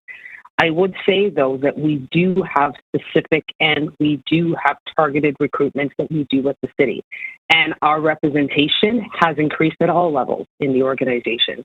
So it is the fact that we are actually having success in our corporate leadership team is by far the most diverse it has ever been over the last 3 years. So it is not the case that we're not having success. Could we do better? Yes, we could. So the director and the division head level, like Chris said, the accountability structures that we've put in place there seem to be working. So I think that what we need to do is look at those and see how we bring it further into the organization, into that middle management recruitment process, because frankly, that is where the work is right now. That for some reason that level is not budging as much as we would like it to be. So I think that there is a fair criticism there that we're having success in certain places, but not in certain places. And so I think it's a fair criticism, and it's something for us to take away. And from the accountability process, as I said, we were evolving in that direction. Yes, we've certainly had some setbacks in terms of our ability to getting to our goal, which was to actually have targets.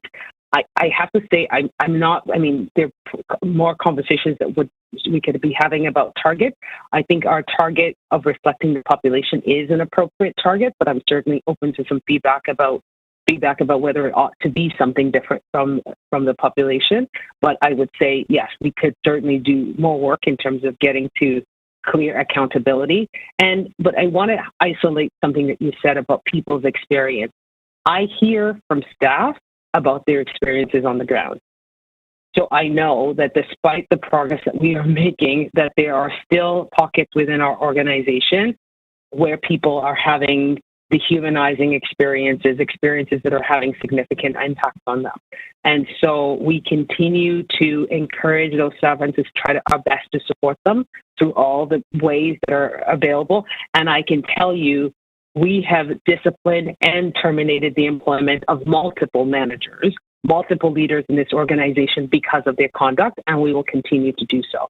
So I can assure you that there is nobody on our leadership team who will tolerate that behavior, that's racial violence against any of our employees. And so to the extent, we have many examples of people whose employment, they have suffered employment consequences as a result of that. So it is not tolerated, but sadly it is still happening. And we will continue to do our best to investigate them and to deal with the people who are the perpetrators. And it seems like Chris might have something to add.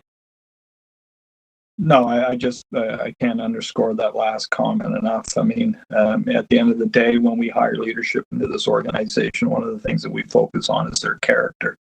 Their content knowledge is important, and their commitment to the organization is important. But it's really who they are as people, and how they treat people, and the people underneath them that are in management positions. I mean, ultimately they have oversight of them, and if they're tolerating that kind of behavior, as Amma points out, we have no difficulty in pinpointing it and terminating. And I mean, you hope that you don't have to do this. I mean, these are just, I understand their words, but these are in fact actions that have happened and will continue to happen as long as we feel that people are just not paying attention to what we set out as the clear goals that council has given us. Thank you, Dr. Daniel, and thank you, Chris and Alma. Justine? Thank you, Deputy Mayor. I have Sorry, one. Justine, just before you proceed, yeah, but we just want to make sure we get the clock back to zero. Okay, great. Go ahead, please. Thank you. Okay, thank you, Deputy Mayor Thompson. I just have one suggestion, and before I do that, thank you so much, Amma and Chris, for such an insightful discussion. And I applaud the great efforts that have been done on diversity, equity, and inclusion. I particularly take pride with the culture change, the African ancestral acknowledgement. I've had that before in various presentations and discussions, and I've always felt, oh my God, we're being recognized, we're being seen as part of the struggle and the process. So this is really good, and I hope that there's more outreach about this, because the more that we spread it out, the more that people adopt it and kind of use it, and then it's shared. I also appreciate the conversation about attracting and engaging Black talent, and the intentionality about having a dedicated resource to lead and deliver on the Black talent strategy. So my suggestion is more in line with what Dr. Daniels was just mentioning in terms of getting the numbers in, and maybe more so on justice. I've seen over years, maybe more than a decade ago, the United Nations was also faced with such a challenge in terms of bringing on board diverse people to serve them and have a workforce that is reflective of the global arena. And what they did, they introduced was a quota system. So each community would have a specific percentage where you have to kind of, adhere to that. So whereas we are at 12%, if, I don't know, in terms of the percentages, if we can say, the Black community has, I don't know, 50, not 50, of course, maybe about 35%, and this is what the city is committed to doing. And because having that quota system and having that percentage fixed will actually get more talent in, because you have something that is measurable that you're working towards.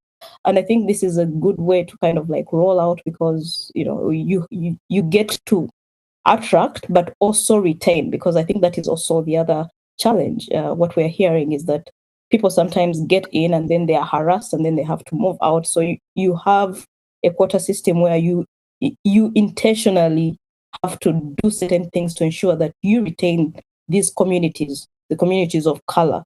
So I think that way will actually become more reflective of the diverse communities that we have in Toronto. I mean, I was on the other day, I was on the city council page, and I was very shocked that out of the 25 councillors, we only have Deputy Mayor Thompson as the only Black councillor. So that is another different topic. But, having a quota system in place, I think would serve to ensure that we have the representation in terms of Black talent met, because we have a quota system that says, we have to have 30%. And then there's more robust outreach that goes out to ensure that you get the quality experienced Black talent that is out there to do the job. So that was just my suggestion. Thank you. Well, if we can just frame it in a question, maybe just ask staff to comment on your suggestion in the form of a question, because this is the question aspect, but you can speak a little bit later. I've just asked staff maybe just to comment on the comments that were made in framing it as a question. Sure. I won't ask if you agree or disagree. We'll just ask you to comment on the comment that has been posed. Sure.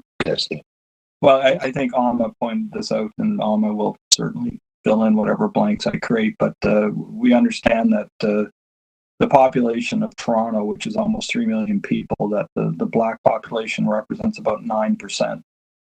In terms of the Toronto Public Service, overall, we're about 12%. I think if you look at the corporate leadership level, we would exceed that 9%. I don't know have the exact. I think the exact figure is probably around 15%.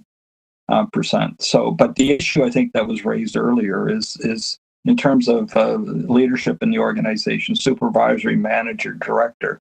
Again, we have a way to affect the director level through the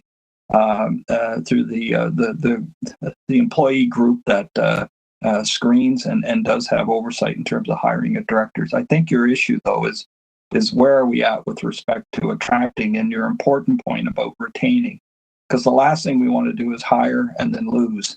That is a very inefficient and terrible thing to have to experience. So we want to know supervisory level and manager level.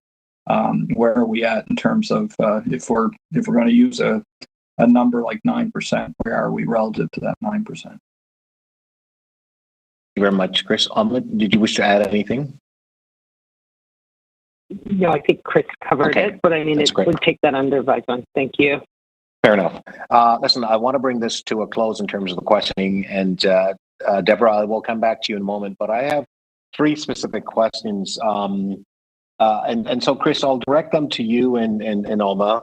My first question is that Black youth and young professionals have been some of the hardest hit by COVID, the pandemic, and when it comes to unemployment numbers, how is the city making sure that it is leveraging its hiring powers to ensure that qualified young Black people and professionals are getting an opportunity to be employed by the City of Toronto?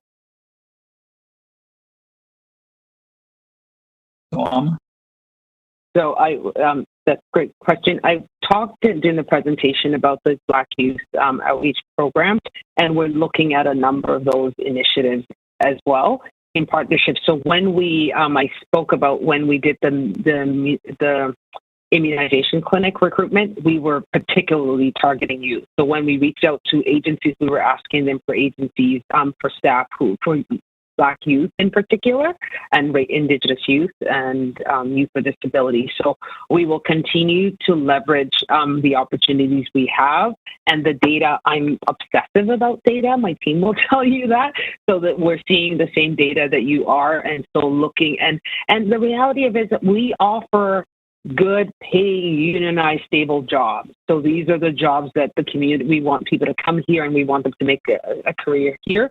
So we will continue to look for opportunities, specific opportunities for youth, but also through our Black talent team to to attract youth into other jobs that we have. One initiative that I will mention is we are also looking at identifying there are some hard to fill positions at the city. So Fleet has some of them that are good paying jobs, but they're hard to fill. And we know that there are community agencies that get funding from other levels of government to train people, youth and others, for jobs. So we're trying to feed our data on what our hard to fill positions are to those organizations, so that when they're training people, they train people for the jobs that we always need people in, so that there's more of an alignment between the supply of talent and the roles that we have available. So we're open to other information, but we're certainly alert to that, and youth are a particular focus for us in our recruitment strategy. Excellent, thank you. Thank you. Chris, directly to you, how many Black staff work in your office, the office of the city manager? An exact figure of that, I must admit I'd have to get back to you on that. But in terms of the ones that report to me directly, I mean, Alma, as I've mentioned, and then within other parts of the CMO, there are at least one other very senior level person that reports to me very directly as well. So in terms of total number, I mean, the CMO is in excess of 500 people. So I'd have to get back to you with the exact number. Thank you for that. So I have a two-part question, and the first part of the two-part question is, why is it important for the city to invest the time and effort to address anti-Black racism? And the second part of the question, Chris, is, in the next 5 years, what is your outlook or vision for experience and representation and outcome for Black staff at all levels at the City of Toronto? Well, I mean, the first is there's a moral responsibility that we all have, in this community, which, prides itself in saying that it's, diversity is its strength. So there's a moral imperative, but that in itself is never enough. I would suggest to people, there's a report that is worth reading, and it's by Deloitte called Catalyst. And one of the things that we saw as a result of COVID is that prior to COVID, the middle class was shrinking, and more people were finding themselves struggling to make ends meet. And the people that more directly are affected by that typically are our BIPOC community. Through COVID, women especially have been impacted by the economy failing in the manner in which it has. A lot of jobs that people rely on to pay their bills has been impacted.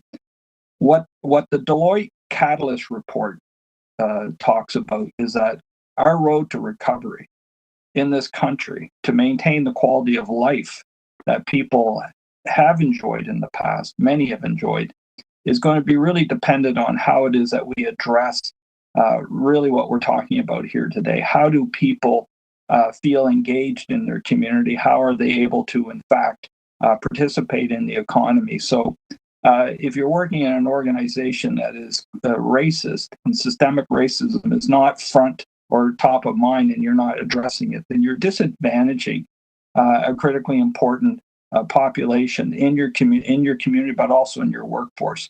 Our way forward, quite frankly, is to tackle equity and reconciliation. I said this many times during the budget. When we think of prosperity, it can't be about the rich getting richer. Prosperity, the most important way to understand it, is really through the idea that we have to tackle equity and reconciliation. The population of people that have been disadvantaged, that are unable to participate in the economy in the manner in which they should and ought to, if we don't take that seriously, we will fail as a country. I mean, and that's a bold statement. I understand that, but I think it's backed up by some of the more recent research that's been done by companies like Deloitte. And I know Ernst & Young, as well as Price Waterhouse, is looking at how do you rebuild the economy when it's experienced what it has. So we're not doing it by ourselves. And when I say that, I mean it has to be done in a very broad, equity-driven way. So that's, I think, in a big picture, that is going to be so critical to our success going down the road. Now, I think I forgot your second part. Sorry. It's the outlook of 5 years in terms of what the city will look like in 5 years in terms of experience and representation, and the outcome in terms of Black staff at all levels within the city. Well, and as I said earlier, I think the action plan, which had a time period set to 2023, is not going to end in 2023, this being 2021. It is, the spotlight has been put on this matter, and yes, the hiring is moving in the right direction.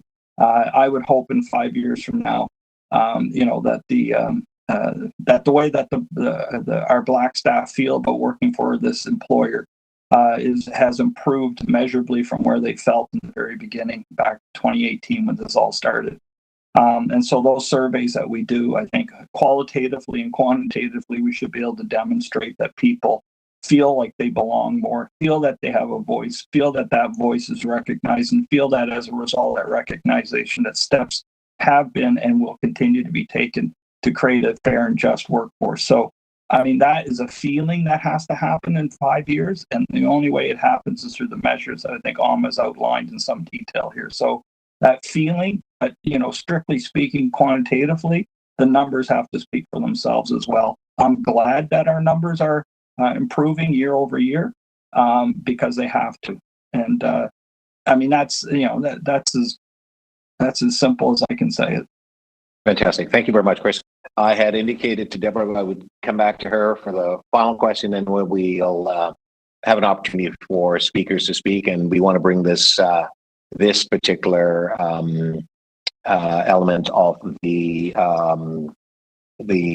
meeting to a close. So, Deborah, I'll turn it over to you for a final question, and then I will take speakers. Go ahead, please, Deborah. Hi, thank you, Deputy Mayor. I have two quick questions. Number one, how is the employee resource group, I think you call it the Black Staff Navigators or something, how are they supported and acknowledged? I notice a lot of the activities that they do is during the lunch hour. So I'm imagining if they're similar to other employee resource groups, these are individuals who are taking on things above and beyond their own work. So are they compensated in any way? Is there any tangible acknowledgement, such as, maybe them being able to block time to work on, some of their initiatives, or, clients some time back, seeing as how a lot of their activities are at lunch hour? I'm sure that's around accessibility. And then the second piece I wanted to find out about is with respect to the training. Is the training done in a way that it's matched in terms of equity or culture, where spaces could be created for people to be quite frank and open? What I mean by that is, in the past, I've brought in Caucasian anti-racist, trainers to work with the Caucasian staff, because I felt it was important to create a space for Caucasian staff to be able to speak frankly and honestly about how they were feeling. And I've done the same thing with other equity seeking groups. So do they do that at the city, or is it just a mixed group of a large amount of people? Thank you. Happy to start on those. Thank you for the question. So the first one about training, we do a mix of things. So when the Confronting Anti-Black Racism training that we're trying to take the whole organization through is being done by Black experts who have that knowledge and are and a roster of eminent Black leaders in our experts in our community are the ones delivering it across the organization. So that was a deliberate decision made to bring in Black experts, and also just to ensure that people also. I mean, I've taken the training, and I know that it was also quite it was important for me to see, and for my colleagues to see, a Black person who had that lived experience kind of speaking to it. But is there still value in having people who are a match? Absolutely. So when I talked about the White Fragility Book Club that we did, that was actually culturally assigned. So the racialized and Indigenous leaders had a separate group, and the other groups were our Caucasian colleagues. And it was peer supported. So it was a Caucasian person leading the group of Caucasian other leaders to create that safety, because White Fragility is a book about white people's experience and dialogue around racism. So it was helpful to have that conversation be amongst the group.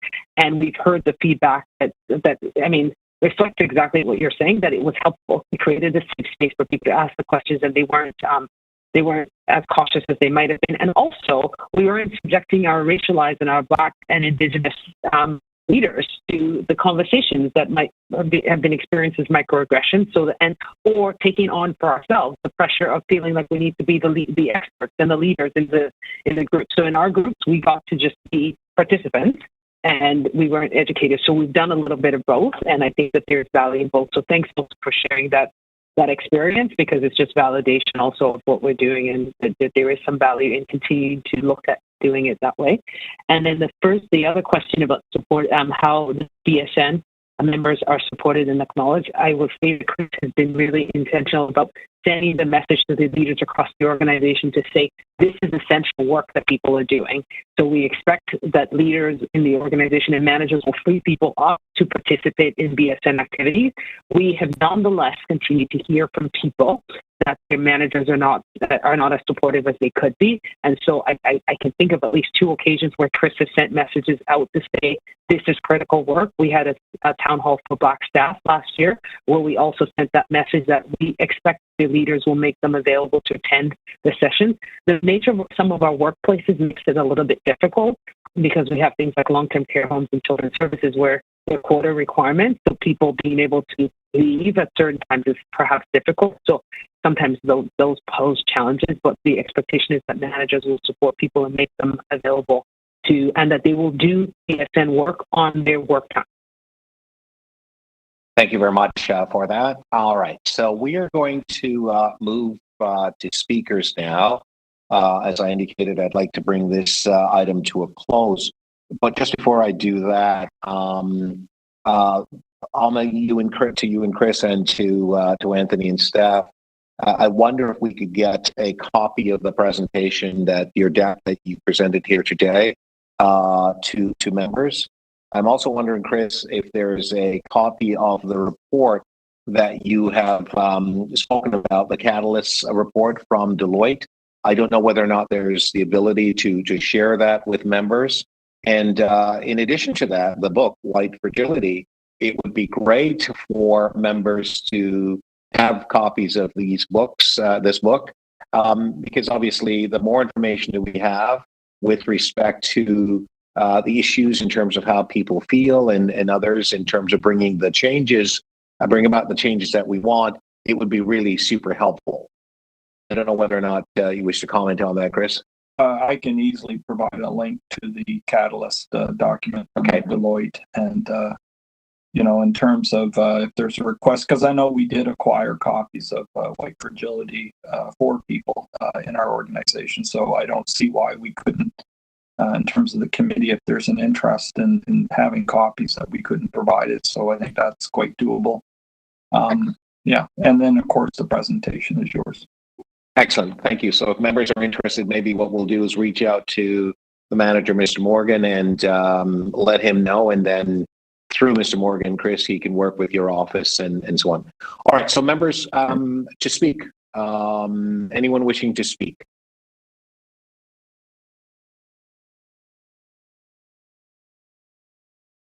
Chris, I see your hand. I'm just wondering if there's anyone else wishing to speak so I can form my list. If not, that's fine. Chris, you can speak, and then we will bring this matter to a close. We do have the CFO waiting patiently to speak to us. And just before we bring the CFO on, I'm going to ask the clerk for us to take a 5-minute break, and then we will come back, and then we'll bring the CFO on. So, Chris, you have the floor. You have 5 minutes. Thank you very much. Okay, I don't have a long speech. I just wanted to point out that in organizations where they're unionized, that the union stewards get released to go for union meetings or union matters. And I think the same thing could be applied for the Black employees in the Black employee group in the city. Thank you. That was short and sweet. All right. Anyone else wishing to speak? I'm looking for hands. Sorry, I'd like to say something. It's Maya speaking. Hi, Maya. Go ahead, please. Okay, yeah, please excuse my camera being off, as I mentioned earlier on. A few technical difficulties, but I guess that's life. So I'd just like to offer up something very quick as well. I just wanted to say, I know, to kind of add to Deputy Mayor Thompson's kind of point about youth employment and employability. I know you kind of responded and you mentioned, employing a lot of Black and Indigenous youth at the immunization clinics and, the training programs that exist for Black youth as well. But I just wanted to kind of offer up and say maybe more can be done in those training programs to closely, I guess, or to better prepare these Black youth for positions that are more middle level at the city as opposed to on the ground. Just that way, I feel like it'll be more stable. So for instance, in the slide deck, it says something about short-term employment, but I feel like young Black people are also deserving of full-time and secure employment with the city as well. So that's just something I wanted to offer as well. Very much. Dr. Daniel? Just wait for your clock to go to 0. Just give me a moment, please. Here we go. You may begin. Thank you. Building on a comment that was made shortly about the hiring of Black youth, I think there's a significant portion of the Black population that continues to be sort of left out of the conversation, and that is Black post-secondary students who are closer to completing diplomas, who are closer to completing their degrees, and are often left working minimum wage jobs because they don't necessarily have the networks that will allow for them to be able to access these types of positions, in addition to which they are often unclear about the realities or the expectations of these job postings. And Oma, I know you had spoken earlier about the need to make adaptations to those job postings. So I'm hoping that, I'm I guess also offering to have a conversation with your team about the possibilities of exploring ways in which we can tap into Black post-secondary students so that we can more effectively prepare them to enter these positions, given that they are much closer in terms of their educational qualifications. I think what the types of programs that you're doing could potentially also do is to create a direct bridge between the academic institutions and the various employment opportunities that are available at the city, wherein which we're not waiting for the youth to go through another 5 or 6 years of schooling, but potentially we could have people who are ready to go within 6 months to a year. So I think it is important for us to seriously consider the role that partnerships with Black programs at post-secondary institutions could potentially play in addressing the employment gaps. Okay, thank you very much, Dr. Daniel. Just looking at the screen to see if there is any. Molly, go ahead, please. I just want to quickly to say that a part of retaining an employee, it's not only the educational component, but there needs to be an aspect of cultural safety. And I don't know if there is actually training as it relates to that. What cultural safety look like for one person is not the same for another person. And so there needs to be an awareness of that, and for managers to understand that, especially in light of COVID, the impact, right, to allow for staff to have the opportunity to, perhaps some flexibility, if they're feeling unwell, not to pressure them to say, why are you feeling unwell? Give them the opportunity, the space to, and perhaps have some different expectations. I know work needs to get done, but perhaps more flexibility in meeting deadlines. So that's what I would like to say. Thank you. Thank you very much, Molly. And I'm just looking at the screen to see if there are any further speakers. I see no further speakers. So I'll just speak for a moment. I would first of all like to thank Chris Murray and Alma Akanton for the excellent comprehensive presentation.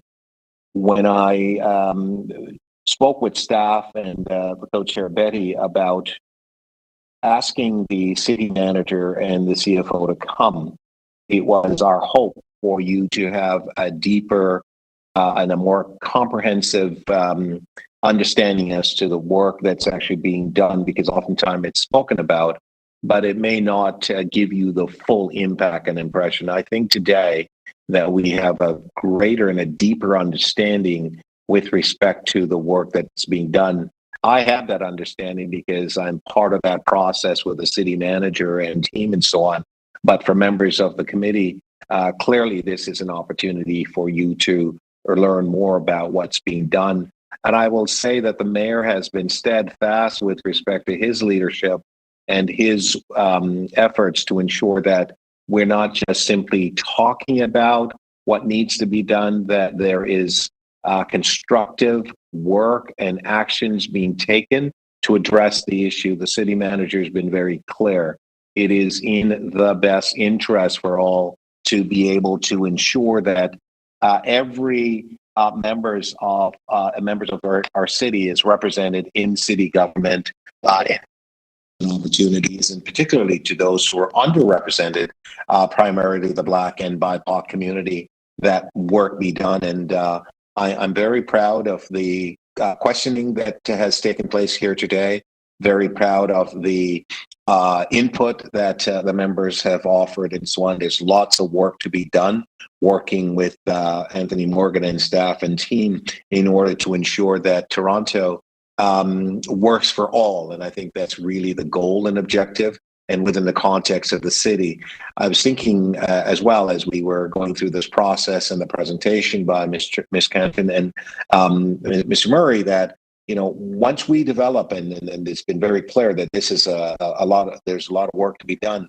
We're talking about coming, it's 400 years of experience of slavery that Blacks have been through and so on. And there is a tremendous, strain and impact that continues to linger. And it's a collaborative approach that we have to work together with all sectors of our city and so on to bring about the changes that we want in best interest, and the training, the work with staff members and so on that has to be done to overcome many of the angst that people may have, and prejudice as well, and the systemic aspect that we have to address. But we have to have those frank conversations. We have to have those conversations in areas where they can be stated, and people feel that in as much as they may have certain biases and idiosyncrasies and so on and so forth, we're able to work through them. And as the reports that I've asked for and the presentation and so on will help members actually to continue to work through this process. So I'd like to move receipt of the presentation and again thank the city manager and Ms. Canton, the Chief People Officer for the City of Toronto, for being with us today. And with that, I'd like to ask for a vote in terms of receiving the presentation from our presenters today. So all those in favor? Opposed? That carries. And I'd like to ask that we take a 5-minute break, and we will come back in 5 minutes, and we will invite the Chief Financial Officer of the city, Heather Taylor, to present to you, and we will be back in a moment. Just before I break, though, I wanted just to confirm with the clerk if there is anything else that we need to do just before we break for 5 minutes. No, Mr. Chair, the committee can take a 5-minute break. Thank you, so we'll be back at 11:40. Thank you very much.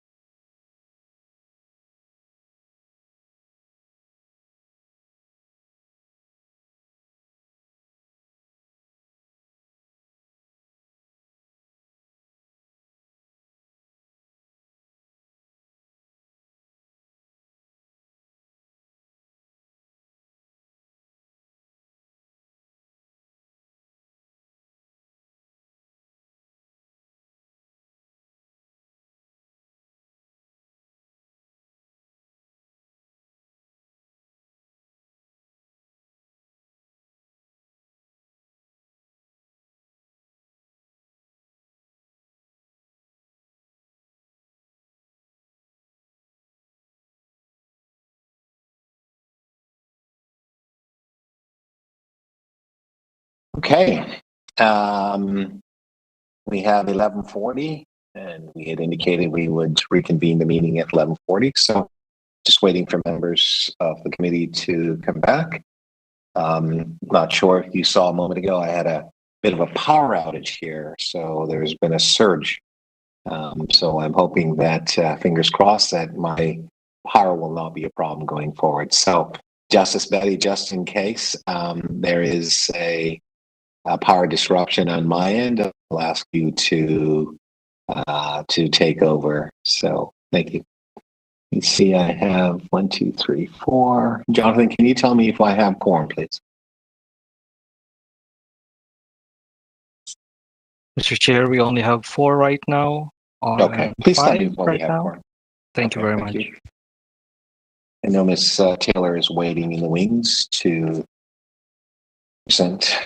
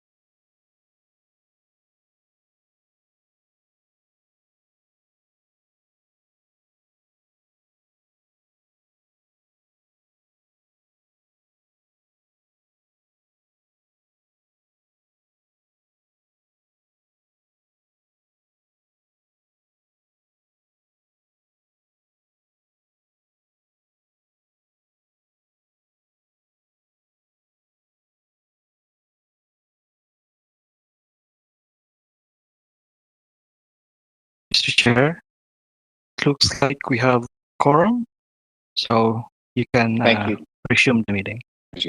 All right, members, I've been informed by the clerk that we do have quorum, so I would like to resume the meeting. We are now going to move to our next item, which is CR 4.2, city's budgeting process and initiatives relevant to confronting anti-Black, relevant to the Confronting Anti-Black Racism Advisory Committee. I'm very pleased to have Heather Taylor, who is the Chief Financial Officer and Treasurer for the City of Toronto, to present to the committee. Seems like my power has gone out again. Yeah, we're back. So I am at the Civic Center in Scarborough, so I'm not sure what's happening with Hydro, but nonetheless, Heather Taylor, are you with us? Hello. Good afternoon, almost. Good morning, Yes, I'm here. Feels like afternoon. Thank you so much, Heather, for being here. And the committee is looking forward to your presentation. And of course, after you have had an opportunity to present, the committee members will, I'm sure, no doubt, have some questions for you and so on. But it is a delight to welcome you to the committee, and I will turn the floor over to you. So members of committee, I'd like to introduce Heather Taylor, who is the Chief Financial Officer and Treasurer for the City of Toronto. Over to you, Heather. Thank you very much, Deputy Mayor. So I do have a presentation, so hopefully, there we go, it's up on the screen. So just first of all, thank you very much for having me here to speak to you about the city's budget process. I absolutely appreciate the opportunity, and I feel very privileged to have the chance to dialogue with you. And to be very, very honest, not many people get interested or excited about the city's budget process. So when people are, it makes me a little excited. So anyway, I'm looking forward to sharing some information with you and obviously having a dialogue. So I've been asked to address 2 major components today, one being the overview of how the city's budget process works, and then how staff recommend funding allocations for programs and initiatives relevant to confronting anti-Black racism advisory committee initiatives, as well as Black Torontonians. So today, what I'd like to do is go over a brief introduction of the city's operating and capital budgets. I'll outline the guiding principles that we use to formulate the budget. I'll review the budget process right through from the staff recommendations to council decisions. And also, I will share some information on what we've done from an equity responsive budgeting perspective and a behind the scenes look at how recommendations come to life. And I'd also like to note that it's not just me. I'm here today also with very key instrumental partners, Steve Conforti, who's the Executive Director of Financial Planning, Denise Andrea Campbell, who's the Executive Director of Social Development, Finance and Admin, Amma Akinton, who you just heard from, our Chief People Officer, and of course, Chris hopefully is still with us, the City Manager that you just heard from as well. So if we could just go to the next slide. So just to kind of do a budget 101, what I'd like to do is just start off by just giving you a highlight and differentiate between the operating and the capital budgets. So each year the city prepares and presents a single year operating budget and a 10-year capital plan. So a 10-year capital budget. The operating budget is most often referred to as that annual budget that covers the day-to-day expenses of providing services such as emergency services, fire, paramedics, police, our TTC, our transit system, recreation programs, maintenance of our parks, daycare, and public health, just to name a few. And we all know over the last 21 months just how instrumental public health has been on the city.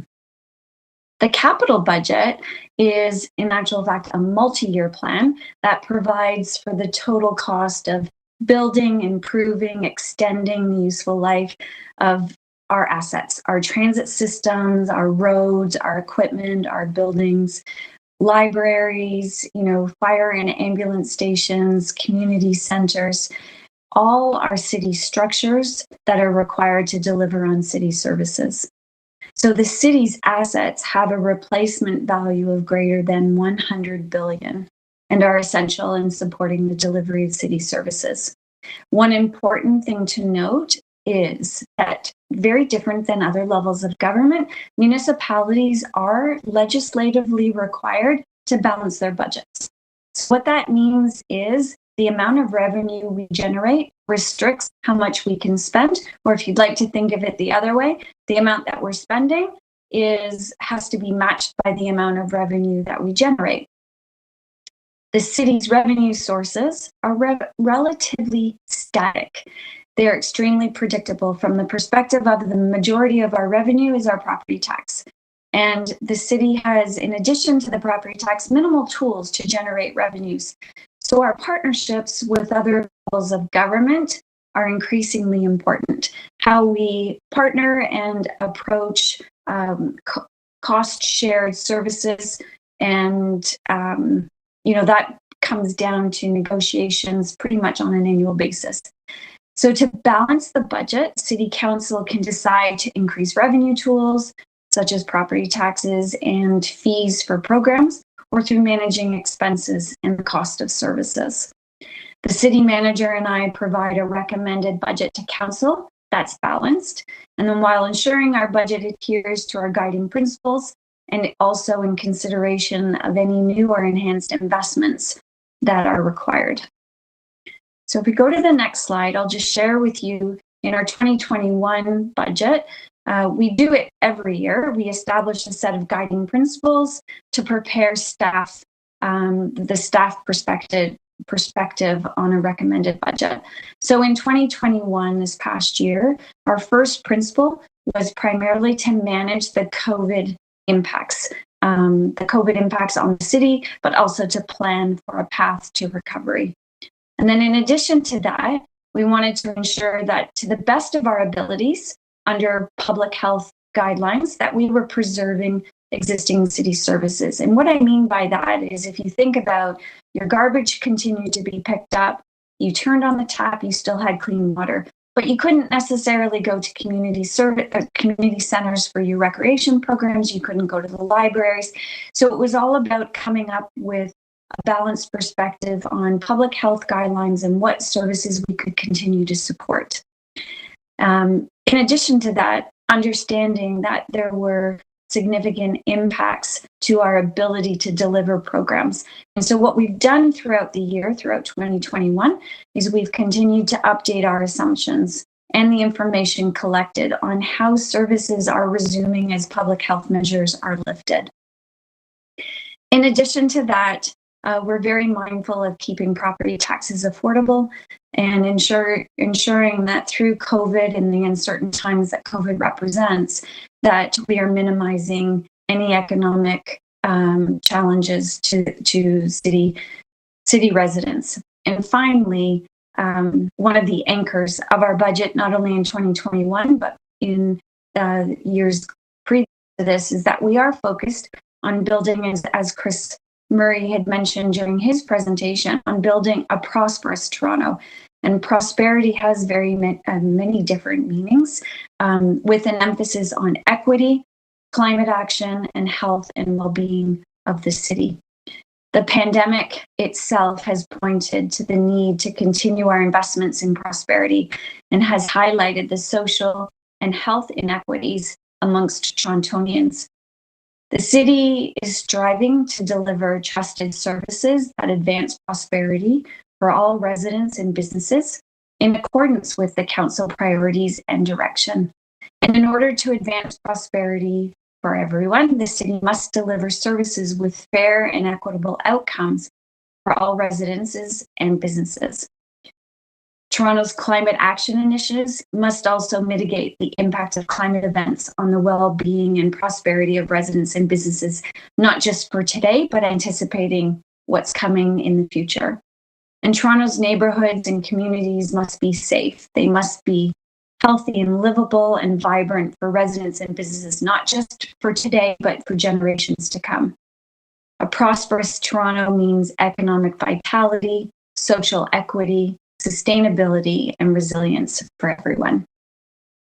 We also apply this lens not only to the annual operating budget, our capital budgets, but also to our new and enhanced investments. And I'm going to mention this in a moment, just about how we approach new and enhanced investments through an equity responsive budgeting lens, just in a couple slides from now.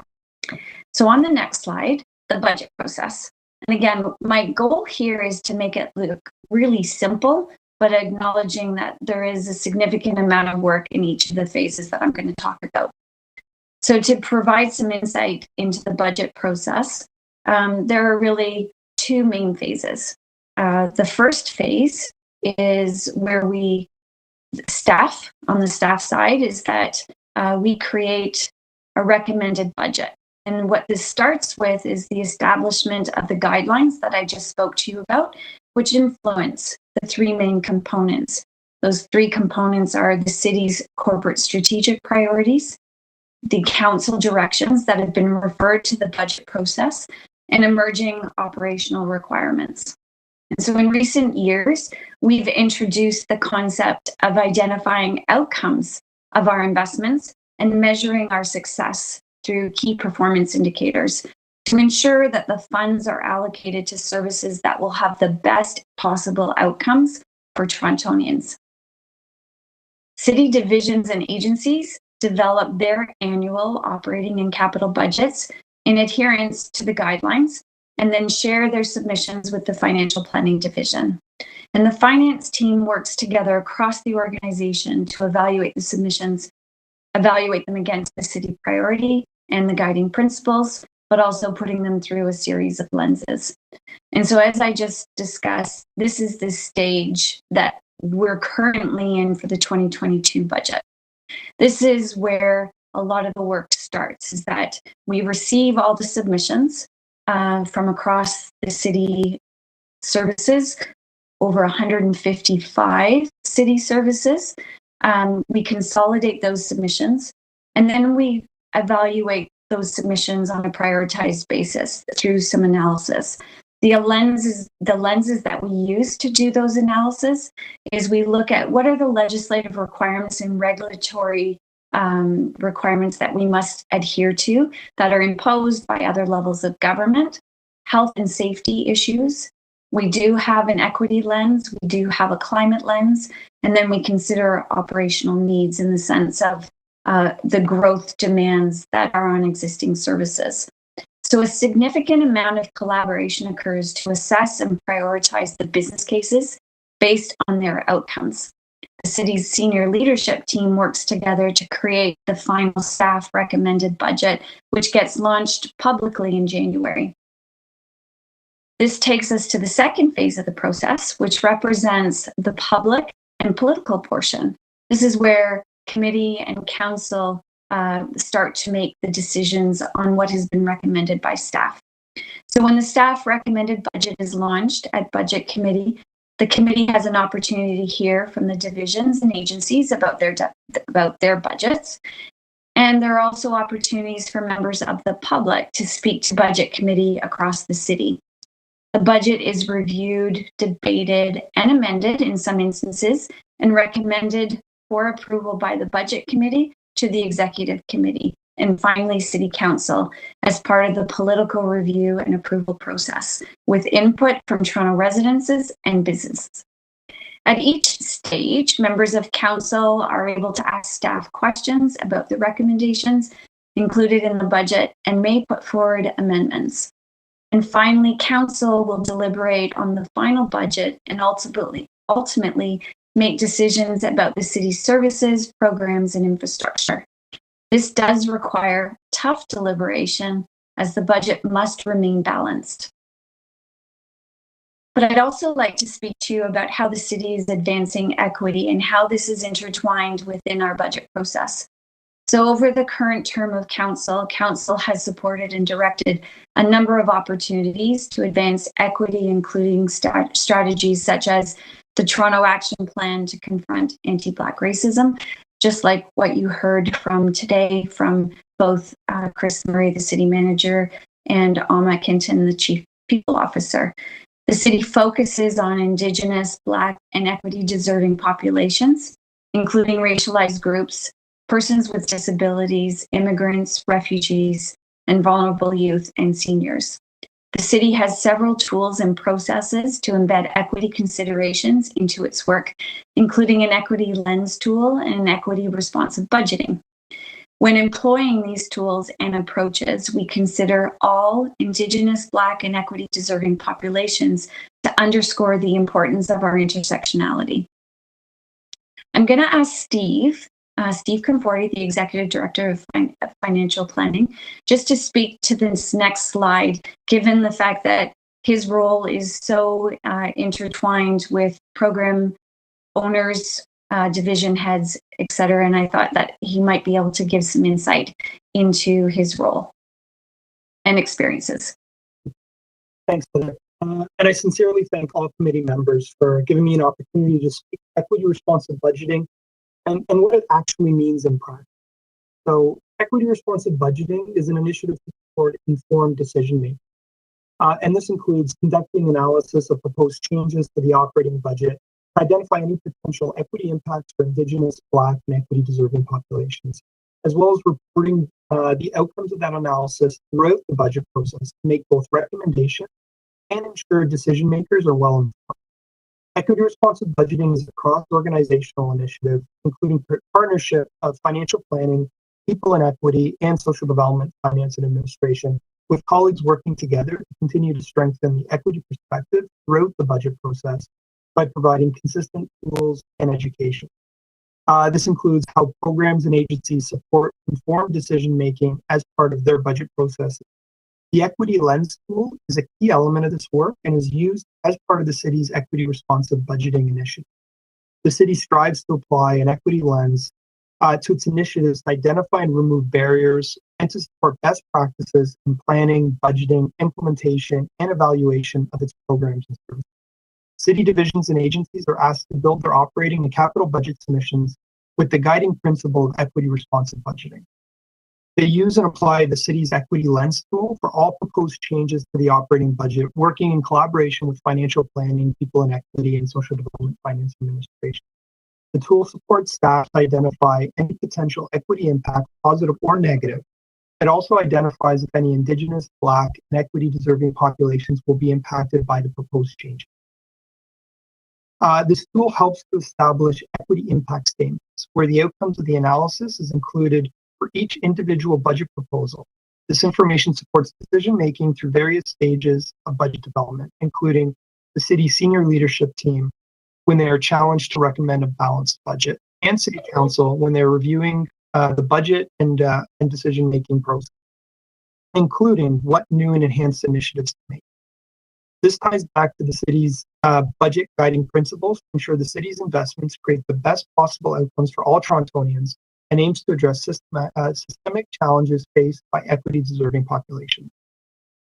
The overall equity impacts for each division and agency are included in the summary of the division's operating budget and are used for briefing notes and other budget materials. To date, this approach has helped the city to prioritize and make key investments. Even with a required focus on legislative requirements and health and safety priorities, and in the midst of the pandemic, information received from equity responsive budgeting and the equity lens tool helped inform important decisions, like investing in new and enhanced services such as the expansion of the Fair Pass program, community-based crisis response, and Housing Now. Our recent budget continues to build on an approach which shows more focused investment strategies, significant investment in equity, climate action, and health and well-being of our neighborhoods and communities. That said, we are focused on continuous improvement and will continue to evolve and advance this work together with our partners, building on positive changes we've implemented to ensure equity responsive budgeting is embedded in our culture. The pandemic has put a spotlight on many challenges, and the fact is, even before the pandemic, not all Torontonians were benefiting. As we move forward, our decisions need to continue to address systemic challenges and challenge us to create opportunities, prosperity, and a better Toronto for all. It also needs to be noted that this response requires a whole of government and system-wide approach, inclusive of the contributions of all of our partners, institutions, and community organizations. So thanks again. I'll turn the presentation back to Heather. Steve. So we've highlighted the budget process, but I'd like to also share with you some important components that fall outside of the budget process. So decisions are made throughout the year, which reflect new initiatives, increases and sometimes decreases to programs. However, in-year decisions are always referred to the budget process to allow for a prioritization exercise to occur. Otherwise, our balanced budget would be out of balance, and given our annual property tax revenues are set once a year, we have to ensure that we're staying within a balanced scenario. So council's decisions throughout the year are driven by three main levers. One, the request and direction from council. Two, the legislative and regulatory changes directed by other levels of government. And thirdly, staff initiatives. And of course, behind what drives council members and what informs staff advice are the needs of Torontonians. The primary ways in which city staff support council's work and decision-making is through policy development, service planning, capital planning, and program development. Staff bring reports to council with recommendations, which may include new policies, new policy frameworks to reflect the priorities such as poverty reduction and anti-Black racism. They also bring forward impacts to service levels, such as addressing homelessness or fire protection, capital projects that reflect council's priorities, such as the cycling network plan, and also how we keep the city's expansive capital infrastructure in a state of good repair. Council considers these reports and recommendations and makes decisions. These decisions are then reflected in the budget analysis and prioritization once we start the process on an annual basis. So what I'd like to emphasize is that the importance of the resident and community involvement in informing council decisions throughout the year. For example, in the planning stage, program staff can assess the needs and opinions of community members through different consultation methods, including surveys, opinion polls, focus groups, and public meetings. Staff can organize a participatory planning process with community members for policy and capital projects. Staff can engage council advisory bodies and program advisory bodies, such as this one, to collect feedback on policies, services, and programs.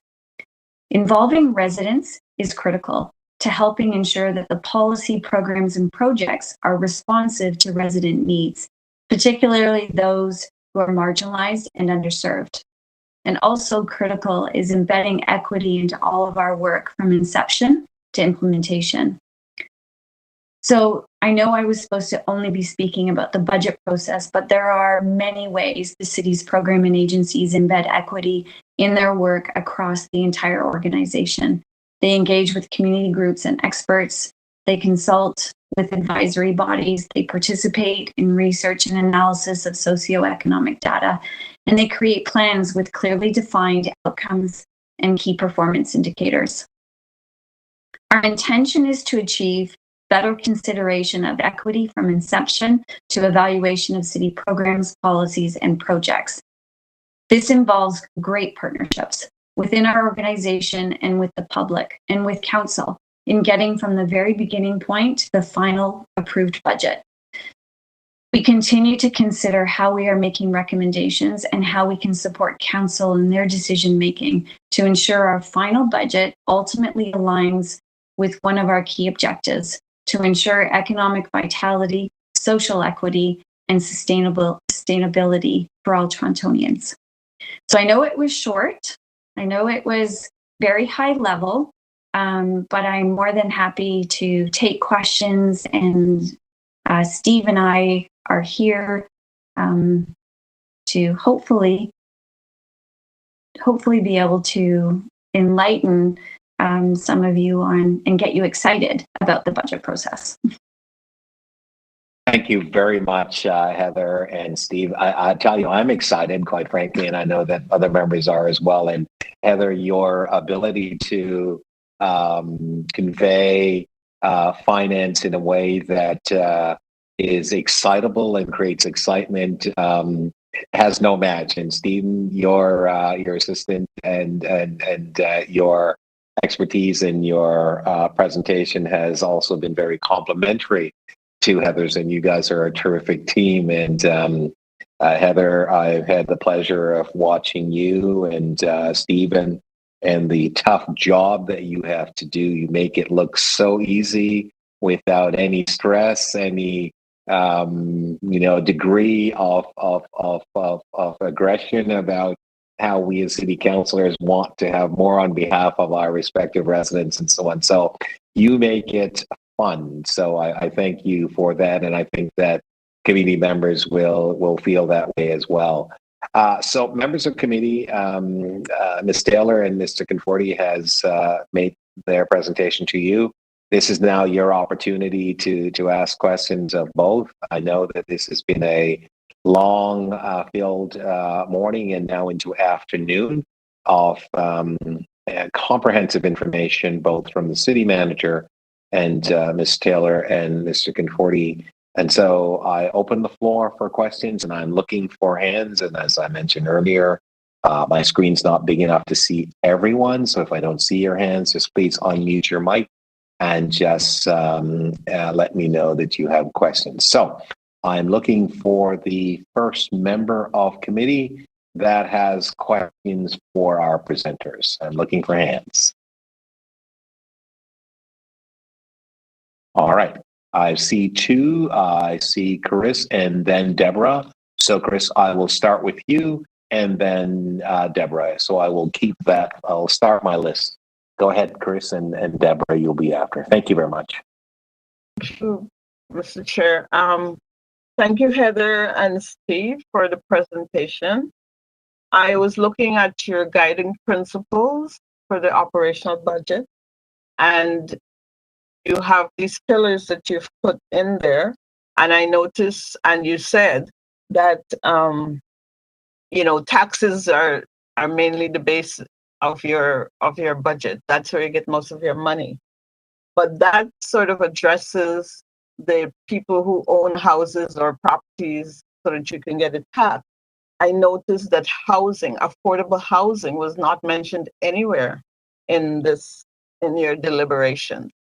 I know you talk about equity, but affordable housing is such a key need in the city, and it's not mentioned anywhere. So I would just like to know why, and for you to give us an explanation about that. So if I may, can I get you to clarify, are you talking about, I just want to make sure I'm understanding your question, because affordable housing is actually one of the key pillars in equity. As you know, Toronto has an affordable housing action plan.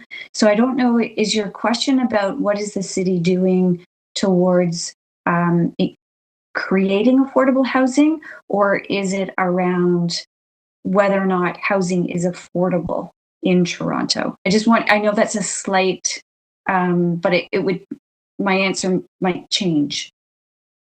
Okay, what I am asking is, why don't we see it in your outline that you have put? If it's so important, why is it not mentioned? So thank you for the question. Affordable housing is one of many frameworks, strategies, and action plans that the city has. We have our anti-poverty framework. It's one of many. So it was really captured under the equity component. So if I was to break down that equity conversation, there's a long list of programs that would be reflected. So I didn't call it out as a specific one, but affordable housing, the amount that's being invested in affordable housing is quite significant. And actually, in the 2021 budget, we quantified how much was being dedicated to our affordable housing program. And off the top of my head, I cannot remember, and Steve might be able to remember, I think it's about $3 billion. Higher. He's saying it's higher. Again, I'm going off memory. I think it was around a $4 billion investment. And affordable housing, to Heather's point, has been a critical element as part of our review of equity, especially on the capital side of our budget, where, along with transit has been one of our key investments in capital. We've made a lot of progress in terms of both repairing existing housing stock that we have, but also moving towards creating more. It's probably worth mentioning as well that council has a target of 40,000 affordable units, principally rental, over the next 10 years. Of that 40,000, about 18,000 is in fact supportive housing. And so it has made available some of its own lands. But the other thing I think is really important to point out is that this term of council, members of council and the mayor have agreed to adding an additional 1.5% tax increase to the bill to address transit and housing needs. So there's been considerable investment made to this point in time. And as Heather points out, I mean, when we talk about equity, we have a kind of a holistic understanding of what equity is. And that is, everything from addressing, matters related to racism, matters related to housing, matters related to food security, and so forth. Okay, thank you very much. Thank you for your answers. Maybe it's just in how it's stated, because equity is such a big umbrella. Maybe it needs to be broken down a little bit more when presenting, so that people will know that what comes under it. Fair enough. I think very helpful. Also, just to mention, we do have a housing secretariat. There are a number of different elements in terms of housing that we are focusing on. Most recently, the last council has adopted what's called inclusionary zoning to ensure that we're going to expand and build more. We have the modular housing program that council has also introduced, and so on. So I think at a high level, as Heather has pointed out and Steve has pointed out, that this is incorporated there. But I think you're right, Chris, in terms of asking the information in more detail. What I think we should do, and I'll speak with Anthony and our co-chair, that we can provide more in-depth information on the housing piece to give you more members of committee more information. And I think that Heather's role as the CFO is to make sure that the resources that are needed are balanced in such a way. So some of the details, so for example, she hasn't focused on, let's say, economic development, for example, but it is all incorporated in some of the things. And I suspect that we may ask some questions around that a little bit later on, Heather. So thank you very much for that. So our next questioner is Deborah. And Molly, do I see your hand up as well? Okay, excellent. So Deborah and then Molly. Thank you. Go ahead, please. Okay, good afternoon. I heard you mention about the equity tool. Could you please elaborate on the equity tool? What exactly does that entail? Thank you. So thank you for the question. And I think Denise, I don't know if Denise is still with us. Denise has stepped away, but Debbie Burke-Ben is on the call and might be well-versed to answer that question. Okay. I'll leave it to Debbie then.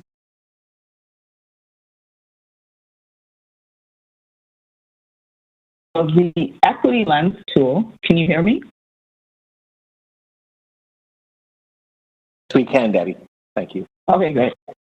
The Equity Lens tool is a tool that was developed by the Equity and Human Rights area of the city, and it's a comprehensive tool that allows the various organizations of the city to do a diagnostic on anything that they're developing. So it asks questions like, how does your initiative affect equity-deserving residents? Are there barriers preventing these communities from accessing your program, your service, and even if you're developing policies? And if so, how can the city reduce and remove those barriers? So it's an online tool that's very interactive. It has a lot of information in it about neighborhoods, experiences of people in communities, and we encourage the city organizations to use the tool when they're developing any programming or at any stage of their programming development.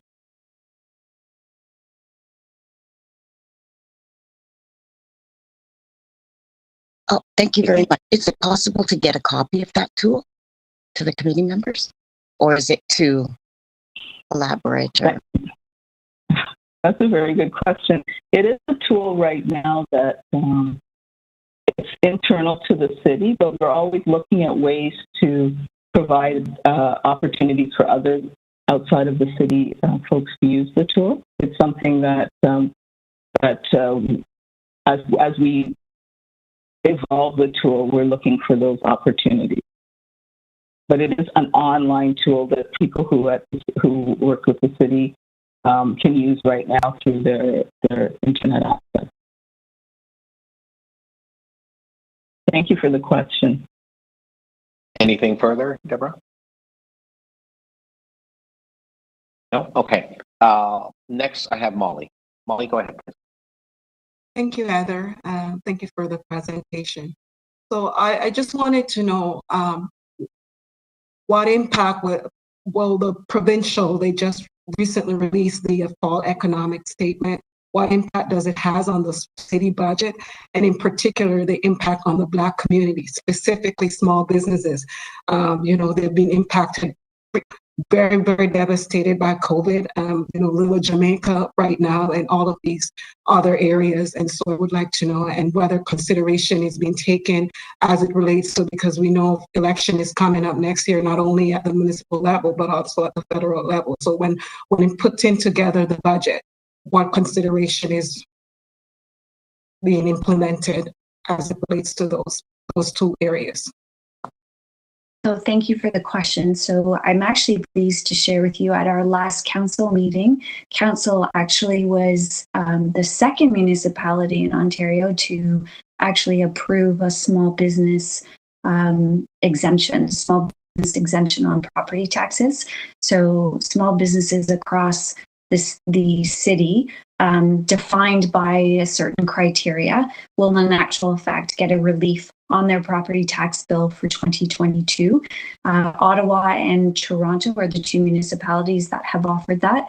And there has been a request of the province to match the exemption, the savings for small businesses on the educational portion of the taxes. So we're optimistic and we're hopeful that they will fulfill a commitment that they made a couple of years ago with regards to that. So I think that's a significant amount that's being done by the city to help small businesses in 2022 and going forward. With regards to the fall economic statement, the fall economic statement really is a bridge until their budget, and they have a different fiscal year end than the city does. So that fall economic statement was really about the state of affairs for the province and sort of taking them through to the end of March 2022, which is the end of their fiscal year. For us as a city, we were really focused on assistance pertaining to COVID. As you can probably fully appreciate, that the city is still very much feeling the impacts of COVID pressures, primarily due to the fact that our transit ridership is as low as it is in comparison to pre-COVID levels, and the fact that the city's operating budget actually funds whatever delta that is created by the low ridership. So specifically in the fall economic statement for small businesses, I would say I don't recall there anything being, from a tax tool perspective, being offered that the city would be involved in. But I am really pleased to share with you that we did advance the commitment to supporting small businesses on a go-forward basis, not just because of COVID. This would be on a go-forward basis.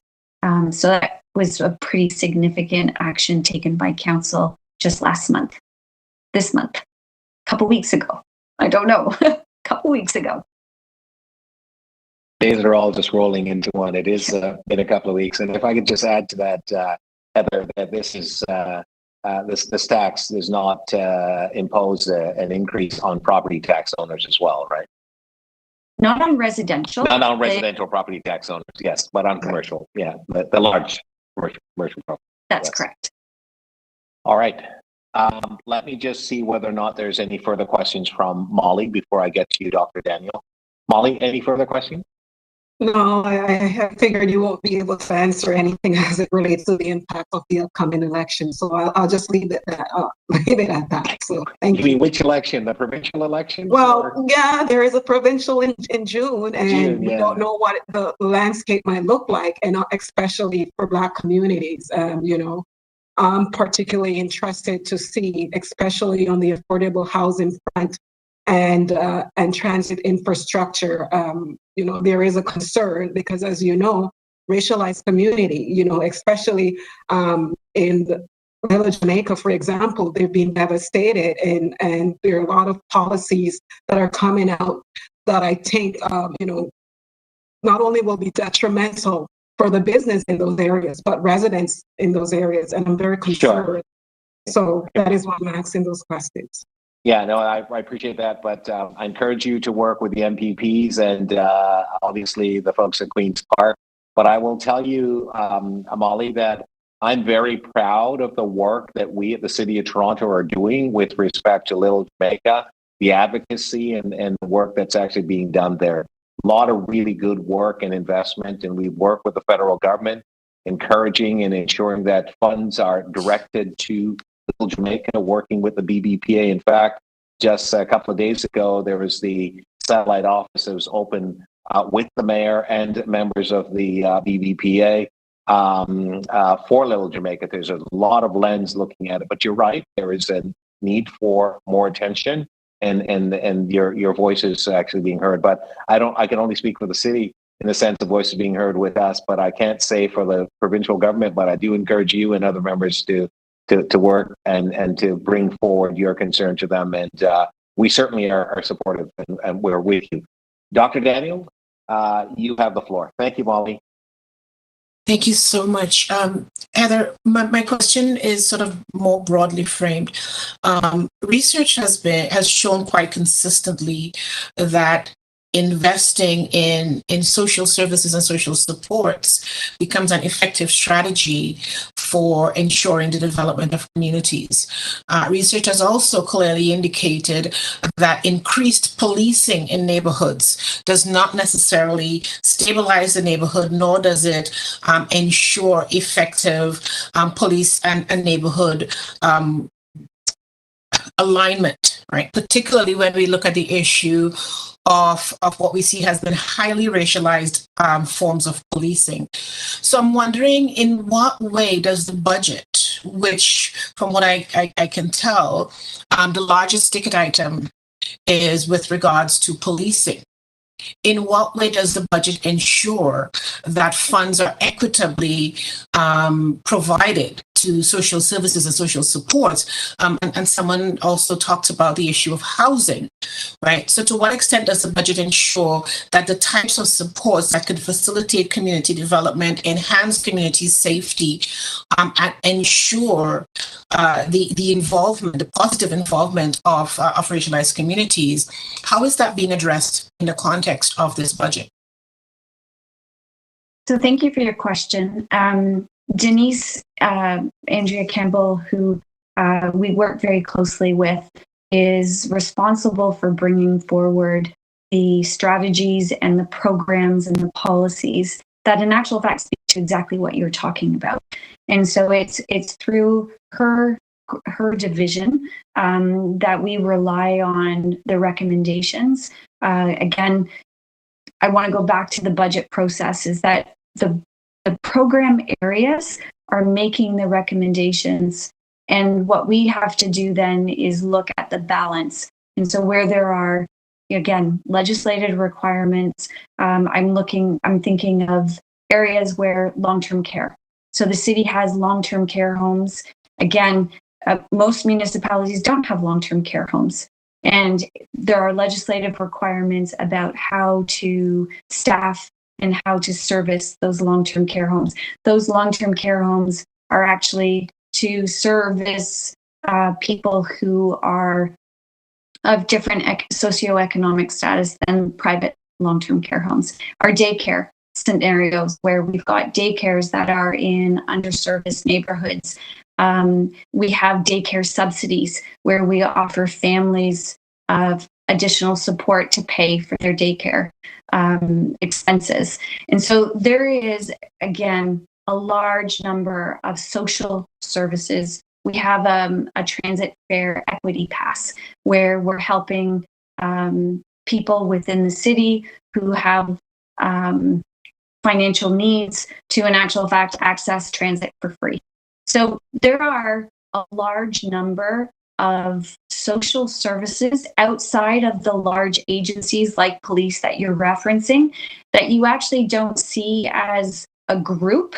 You actually see it sprinkled throughout the city's suite of services. And so, as I mentioned, there's 155 different services, and each of those services has an equity lens placed on it. So it's hard to actually say that one is prioritized over the other, because in actual fact, equity has been embedded as part of the DNA of our decision making.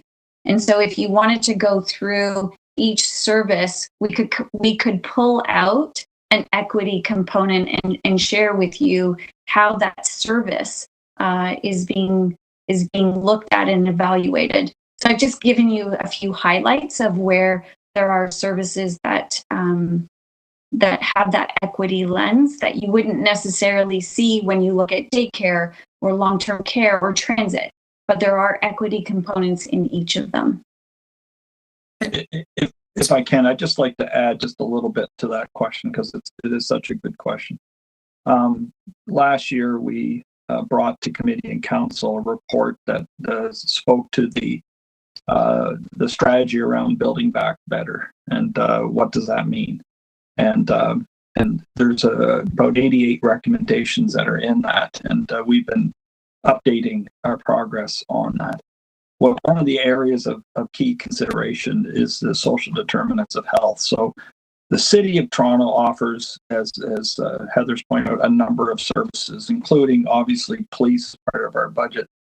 But, I have to tell you, one of the things that we're really clear in that document about is that in terms of addressing the recovery that we need in this community, it will take a whole of community, whole of government approach. And I say that only because there's a lot of services that we don't control that are provided by the provincial government that are not provided, I would say, in the quantity and potentially the quality that they need to be. So, when I think about supportive housing, we are responsible for the bricks and mortar, but those services that people will need once they're properly housed are not services that we are expected to or allowed to provide. So I think part of your question really speaks to, things that we should, when I say we as government, federal, provincial, local, and community need to do to help neighborhoods that need, complicated, sometimes complex solutions. And so, there's a conversation going on right now with the University Health Network and the Dalalana School, as well as United Way and others, that is really looking at, doing a much better job of bringing the badly needed services to these communities, so that, we're not, the answer isn't policing, or, the answer isn't, all the things that we know people don't want to experience because of something that could have been dealt with differently. So that's the challenge, I think, right now. Housing first is a concept that's been around for a long time.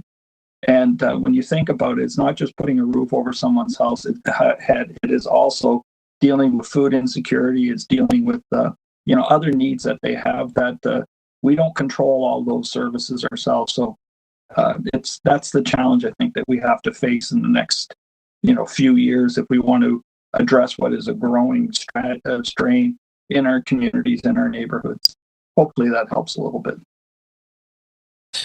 Thank you so much. Thank you very much. Just one final question. Go ahead, please. We're at 7 minutes and 23 mark. All right. I think what I'm also sort of trying to get to is, to what extent is there a level of sort of proportional allocation, right? Because if we continue to predominantly allocate funds towards policing, which we understand is not the most effective strategy for supporting the development of communities, are we to understand that your budget is structured in such a way that there's a relatively proportional split between policing, which is not the most effective, and varying forms of social support, which has been proven to be much more highly effective? Or is there a significant discrepancy between how much is allocated to policing versus how much is allocated to social service support services?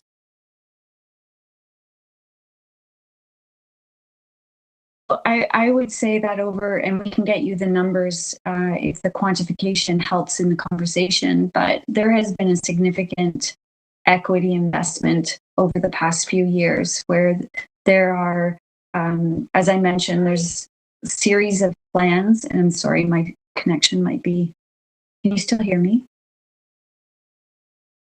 We can hear and see you, Heather. Yep, we can hear you.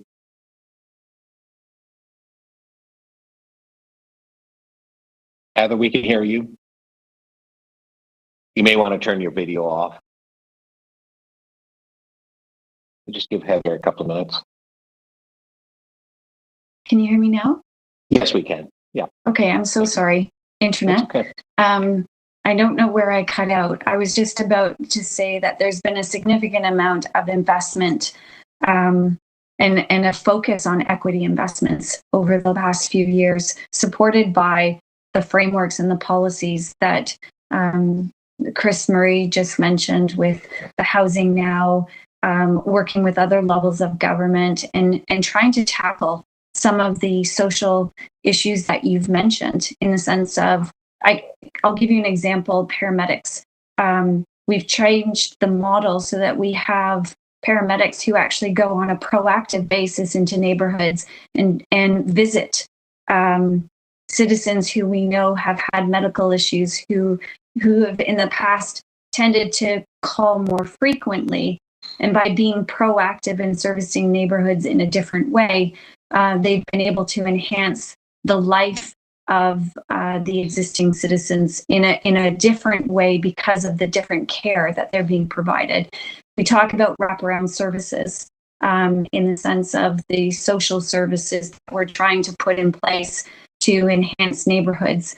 I know that there are different frameworks that are trying to demonstrate an integration in the approach, stemming from recreation programs to childcare to ongoing health care. So, I mean, it's not, obviously, it's not one solution. It's a series of policies that are being integrated and that take participation of other levels of government, because everything at the end of the day points to a healthier outcome.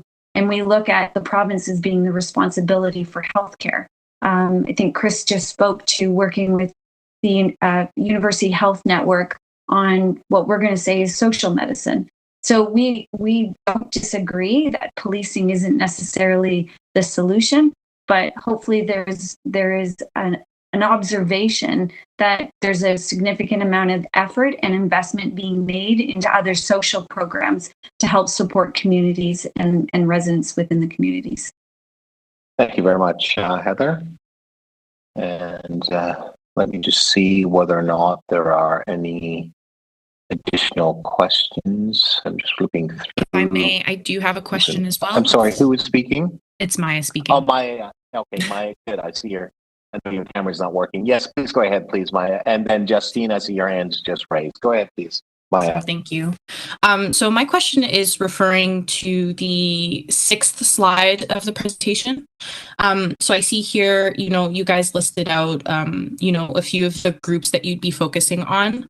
And I notice here one of those is the vulnerable youth. And so because of course, like when you prefix youth with vulnerable, that means that it's addressing a subcategory of Black youth. And so I just want to ask for a bit of specificity about exactly what Black youth, so how we will determine which Black youth are considered vulnerable and which aren't.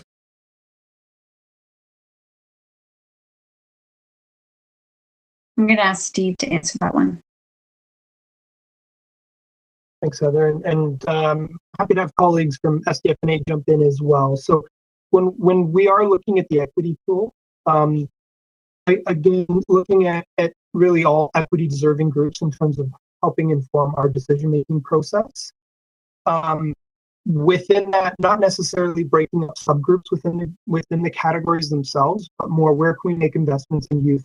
Where can we make investments in youth employment opportunities? Where do we make investments across the board that help in terms of the equity deserving group? So I'm not sure if SDF would like to jump in and speak any further on with regards to the equity lens. Hi, Steve. I can speak a little bit to that. When we talk about vulnerability and we talk about youth, we're talking about youth who are disproportionately impacted by systemic oppressions, systemic racism, for instance. Systemic structural racism, structural inequities. That's who we're speaking of. That's how that is defined. Okay, thank you, Maya. Further questions? I do have one more. Please go ahead. And so the other thing is also on slide 6 of the presentation. So I know it was like the first line, that the council is committed to advancing equity. And so my question is just how that commitment will be measured. I know it's quite a broad question, but just out of curiosity. It's Heather. I'll start, and perhaps Anania can jump in. But one of the things that I might have just skimmed over at the onset of the presentation is that a couple of years ago, we moved the budget to being an outcomes-based budget. What I mean by that is that when we make an investment and an allocation of funds, we define the outcome we're trying to achieve. And based on the outcome, we come up with key performance indicators that then can be used to determine whether or not we've made any progress or any success. If we're actually delivering the anticipated results. And because of that, that has given us actually the tools, or it's helping us develop the tools. I'm not going to say it's perfect yet, but it is giving us an ability to actually evaluate progress and success. And so I'm not sure if the program area would like to speak to specific KPIs that they might have in place that they are tracking.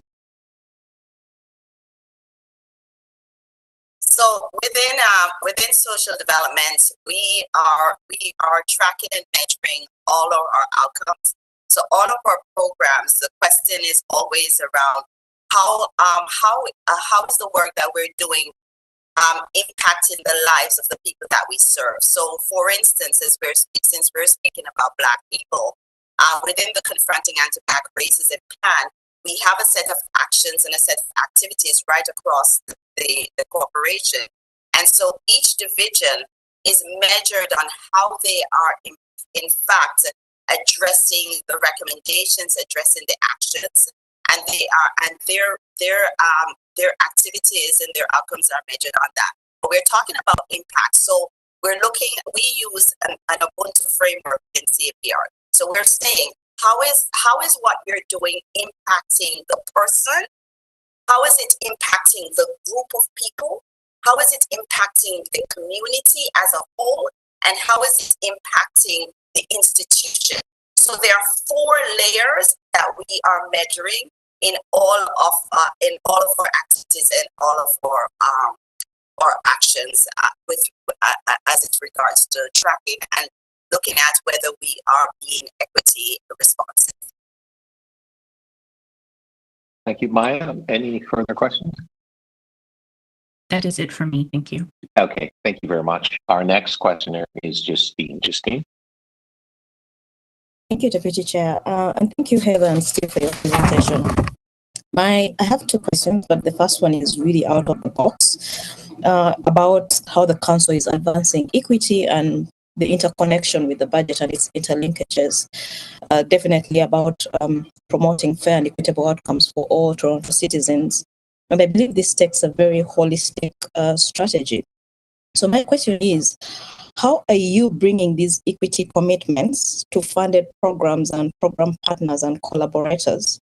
And how is the team confident that these equity commitments, in terms of, and in a way, it's kind of interrelated to our earlier discussion on diversity, equity, and inclusion. And how are those commitments? Is the team confident that these commitments are actually being met through that? And I guess I'm also trying to touch on the corporate social responsibility in terms of the partnerships that the city is taking on board when they're using the funded resources to fund different programs going forward. I just start with that, and perhaps others want to jump in. So thank you for that question. I think I'd like to again highlight the fact that we've moved now to an outcomes-based budget, and why that's so important. And the reason I want to emphasize it is it introduces the opportunity to become accountable. And I'm not saying that in the past the city wasn't accountable for its commitments, but now the fact that we've publicly disclosed what our outcomes are that we're targeting and how we're measuring success. So 1, if we're not measuring the right things, we have an opportunity to make those changes. And 2, if we are making the right, or we are measuring the right measurements, then are we in actual fact producing the right results?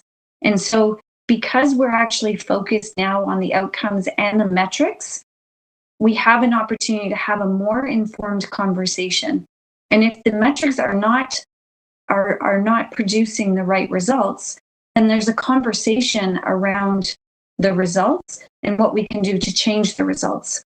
So I think at least now we've got the data, or we're starting to collect the data to help inform the conversations. So I think I have more confidence that we're heading in the right direction, but I think we need more time.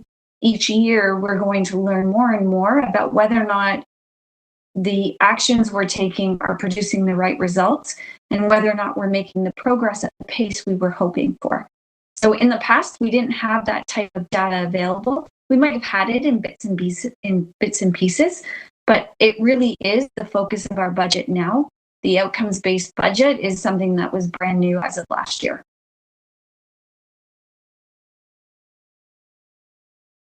Justine, you said you had 2 questions. Yes, and maybe before I follow up, thanks Heather for that.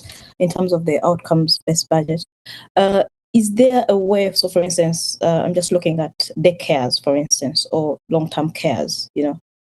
The obligation for these types of institutions to say, this is what we are abiding by, and for the city kind of coming in using the budget monitoring tool to ensure that they're actually being more inclusive, being more, equitable, and ensuring that they're holding these principles and commitments that the city is providing these resources for. So, and I apologize, I can't speak to very specific programs, but I can speak from a high level perspective, is that when we are evaluating the funding allocation, we are looking at it through an equity lens.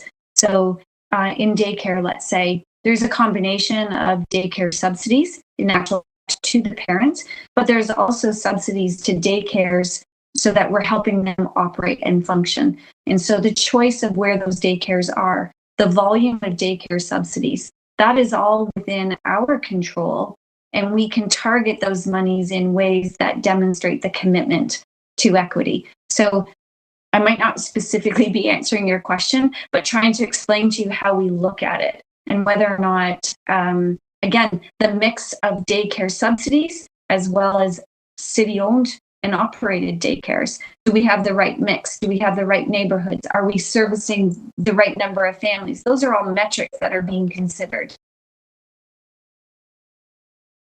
Thank you. Thank you, Justine.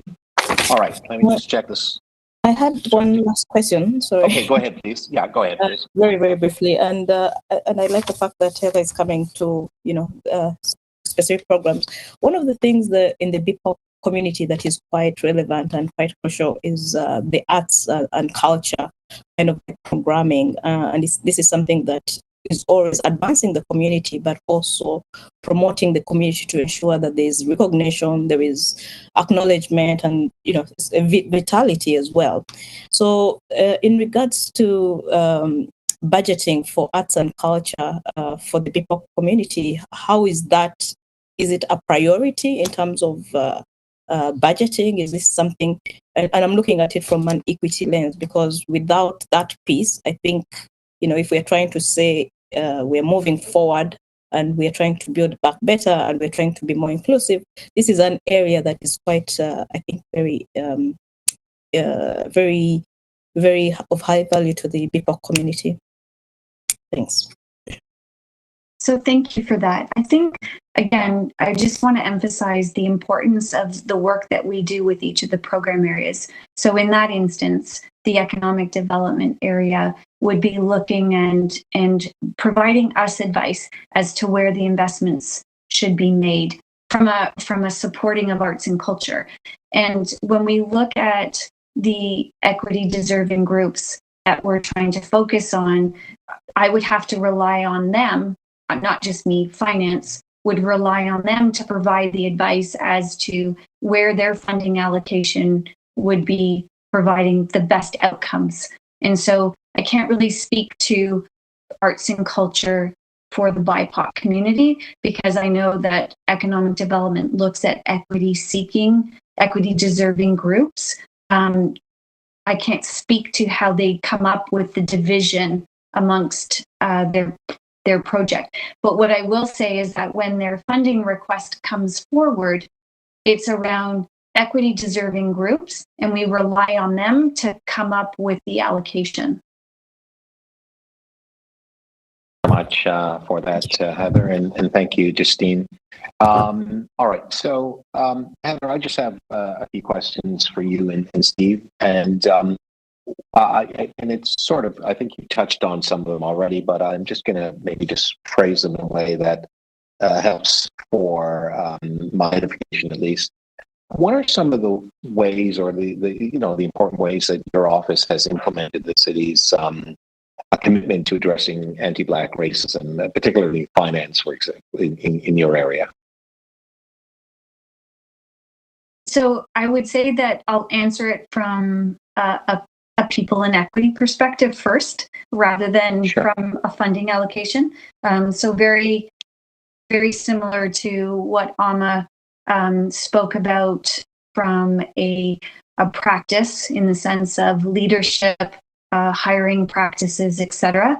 There is a commitment to diversity. There is a commitment to ensuring that there's a fair and equitable process. And we work very closely with her shop to make sure that we're bringing forward candidates that are representative of the community that we're serving, but also of where we want to be. And where we want to be, in actual fact, is a complete, diverse, and inclusive organization. So I say that from a people and equity perspective. And then from a finance perspective, I would say, again, relying on the program areas to make their recommendations. Their recommendations to us are really at the equity level of the equity deserving groups. And we don't make the decision on how their funding gets allocated once it's speaking of the equity umbrella. We don't provide them direction necessarily. We're relying on their recommendations to us. Excellent. All right. So how many Black staff members work in finance in your area? I will have to. I'm sorry, I don't have that information. Fair enough. You can but provide happy that to us get that later. for you. Yeah, no, absolutely. No, that's fine. Thank you for that. And so my final question to you, and I asked this question of Chris earlier, and I'll pose it to you as well. It's really a 5-year look ahead, and I wanted to understand what your outlook and or vision in terms of how your office can play an active role in addressing the anti-Black racism and how it will deliver the services. So what's that scan? What does that look from your role? And you have a very important role in the city in terms of being the CFO and the treasurer and so on. How do you see that in the next 5 years?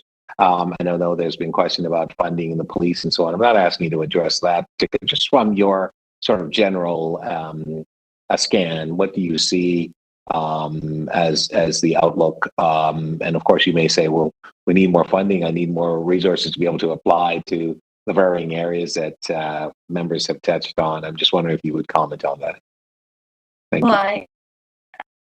I think it would be disingenuous for me to say that I don't want more funding. Any CFO wants more funding, so let's just be real. But I think really your question is more policy perspective. It's ensuring that, as I mentioned, that looking at equity deserving groups is just part of our DNA. That it's not as I want to think that it's part of our DNA, that it's just part of how we think, rather than trying to make it a specific target. And that's probably coming out wrong. But what I want it to become is very natural, very instinctive, that we are supporting equity deserving groups, fair and equitable across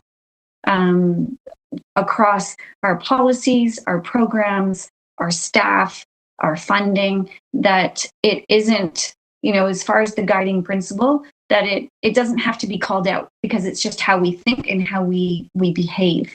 That, to me, would be wonderful. The fact that, I don't think it's a static state that we want to get to. I think it's going to be a constant evolving state at all times. So I think, my hope is that it's just part of our DNA, but knowing that there is going to be nudging and shoving along the way, that I think that it will remain part of our guiding principles intentionally. Fantastic. Thanks very much, Heather, for your response. Members, I don't see any further hands with respect to questions for, I see Afifa. Yes, I have a Thank you. Go ahead, please. I know we've mentioned the Equity Lens tool a couple times today, and it was explained that it's internal, so it doesn't sound like we're privy to that, but I'm still not quite following its use. So could you describe it again, just in a little bit more detail? Yeah, I'm going to ask Debbie Burkman, is she still on? I am still on, and I'm really happy that this came up again, because it is a tool that is difficult to describe, because it has a lot of complexities in it. So So what we can do until we're able to give access, it's about our internal firewall and everything, to community organizations so they can benefit from the analysis of the tool, we could bring the tool as a demo to this table so that you could experience it. I think that would be really, it would be something that you would find really valuable, and we would be able to engage you in, as we develop the tool, you could give us some additional advice. So thank you for asking. I think that would be the best way to move forward if that works for the group. Yes, that sounds great. Helpful. Thank you. Yeah. Thank you very much. I was going to ask you for that, but I think that's very helpful, Debbie. Okay, folks, I see no further hands to speak.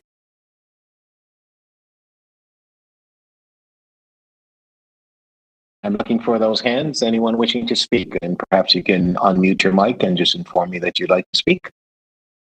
Deputy Mayor, it's Dr. Daniel again. Hi. Hi. Wishing to speak? Yes, please. I'm fantastic. Yours. One second, please. Yeah. Go ahead, please. Thank you. So, building on some of the pieces that I've heard, I'm wondering if Heather might be able to speak to this for me. Heather, you've used the term equity deserving groups a number of times, and I think that we have. Can I just interrupt you for a moment? So this is an opportunity to speak now, right? The questioning is over. I just want to make sure that wasn't a question for Heather, but you are speaking. Is that correct? Okay. Yes. Okay. Yes. Okay. Fantastic. Sorry for the interruption. Go ahead, please. No problem. Well, I think that the term equity deserving groups keep getting used, and the term equity keeps getting used.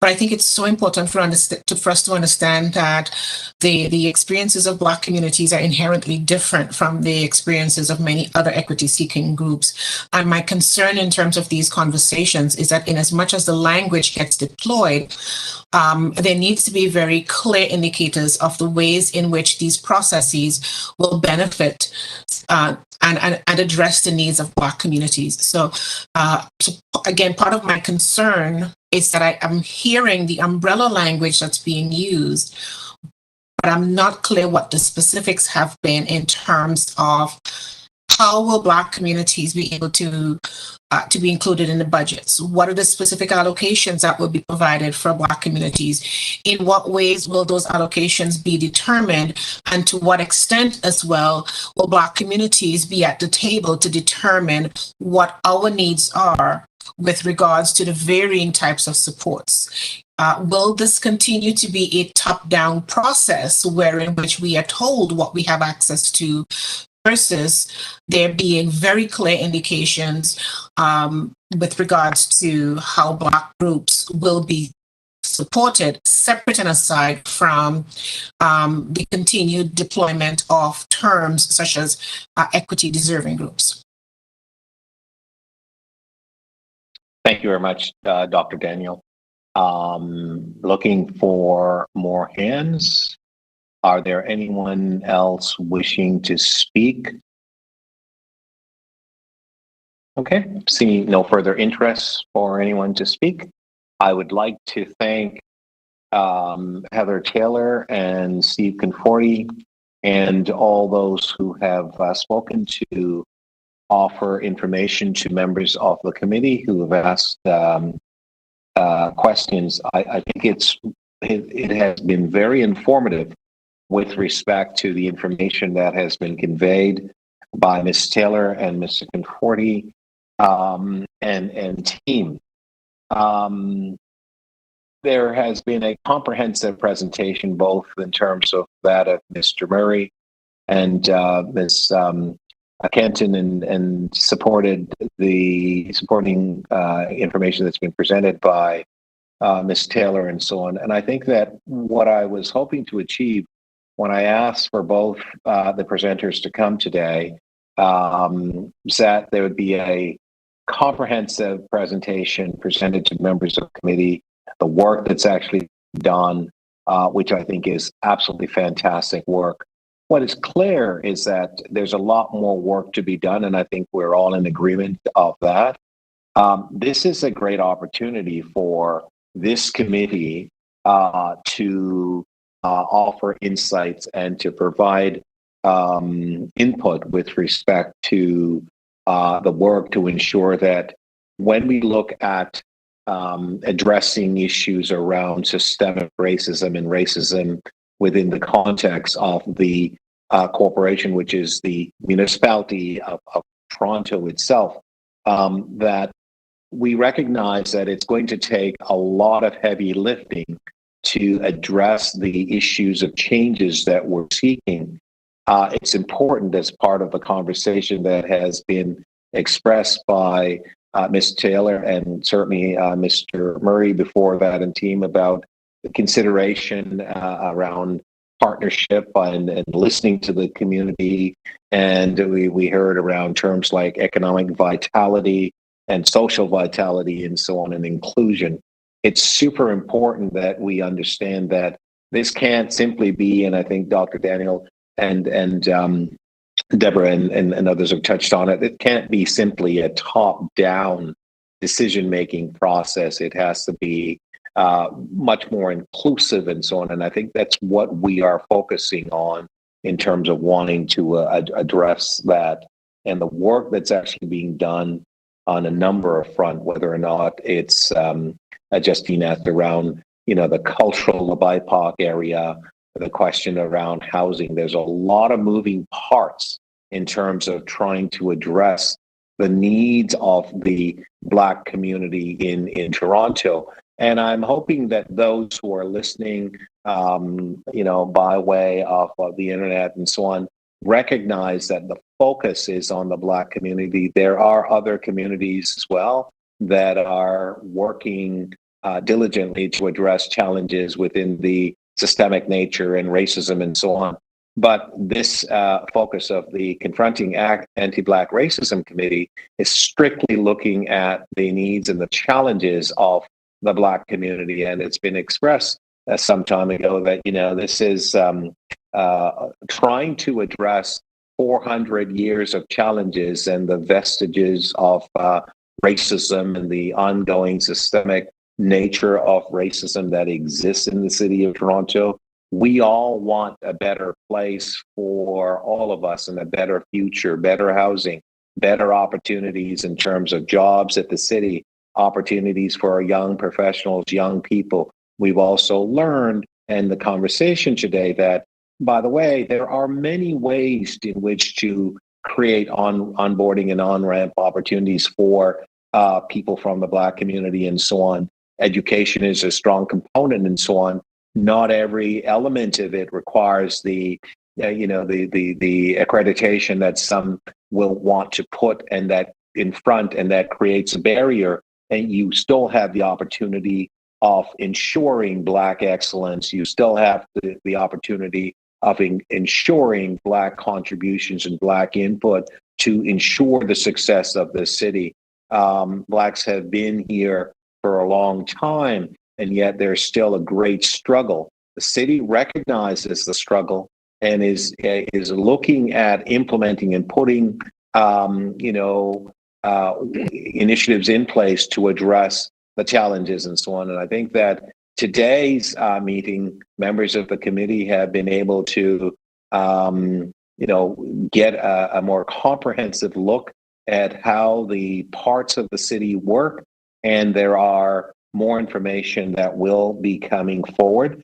But it's also been a great opportunity for members of the committee to offer insight to the city leadership, to the city manager, to the CFO and treasurer of the city, to express some ideas in terms of how we can do things better to create a stronger, more cohesive city of Toronto that will not only simply, talk about what needs to be done, but the actual actions themselves will demonstrate a level of seriousness that the city is really and earnestly interested in addressing the challenges. The hope in terms of the outlook question that I've asked both Ms. Taylor and Mr. Murray, it's around what does that look like? What will success be like for the Black community in the city? When will the concern about the amputation of their spirit, the barriers that creates problems for them to enter into the workforce, to make significant contribution, to make this city a better place for all. We're all in this together. We have come through a pandemic environment where the pandemic didn't care what you look like, didn't care where you came from, didn't care who you are, and so on. It basically, wanted to affect and attack all of us.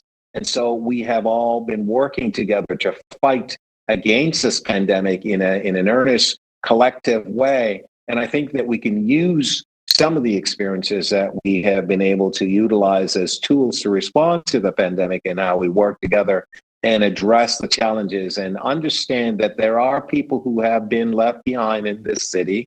Many of them are Black people, and those are not things that we can continue to support or continue to simply, gloss over because it's not right in front of us and so on. We want to expose the challenges, we expose the deficiency, expose the elements that really need our attention and to be addressed. So I am, energized along with all members of this committee and the city manager, Heather Taylor, and others and so on, and the mayor, to bring about the changes that we need to bring about to create the opportunities so that everyone will have an opportunity to create economic impact, to create, the well-being and the health and prosperity that they seek for themselves and for their families. And it will take all of us to offer a helping hand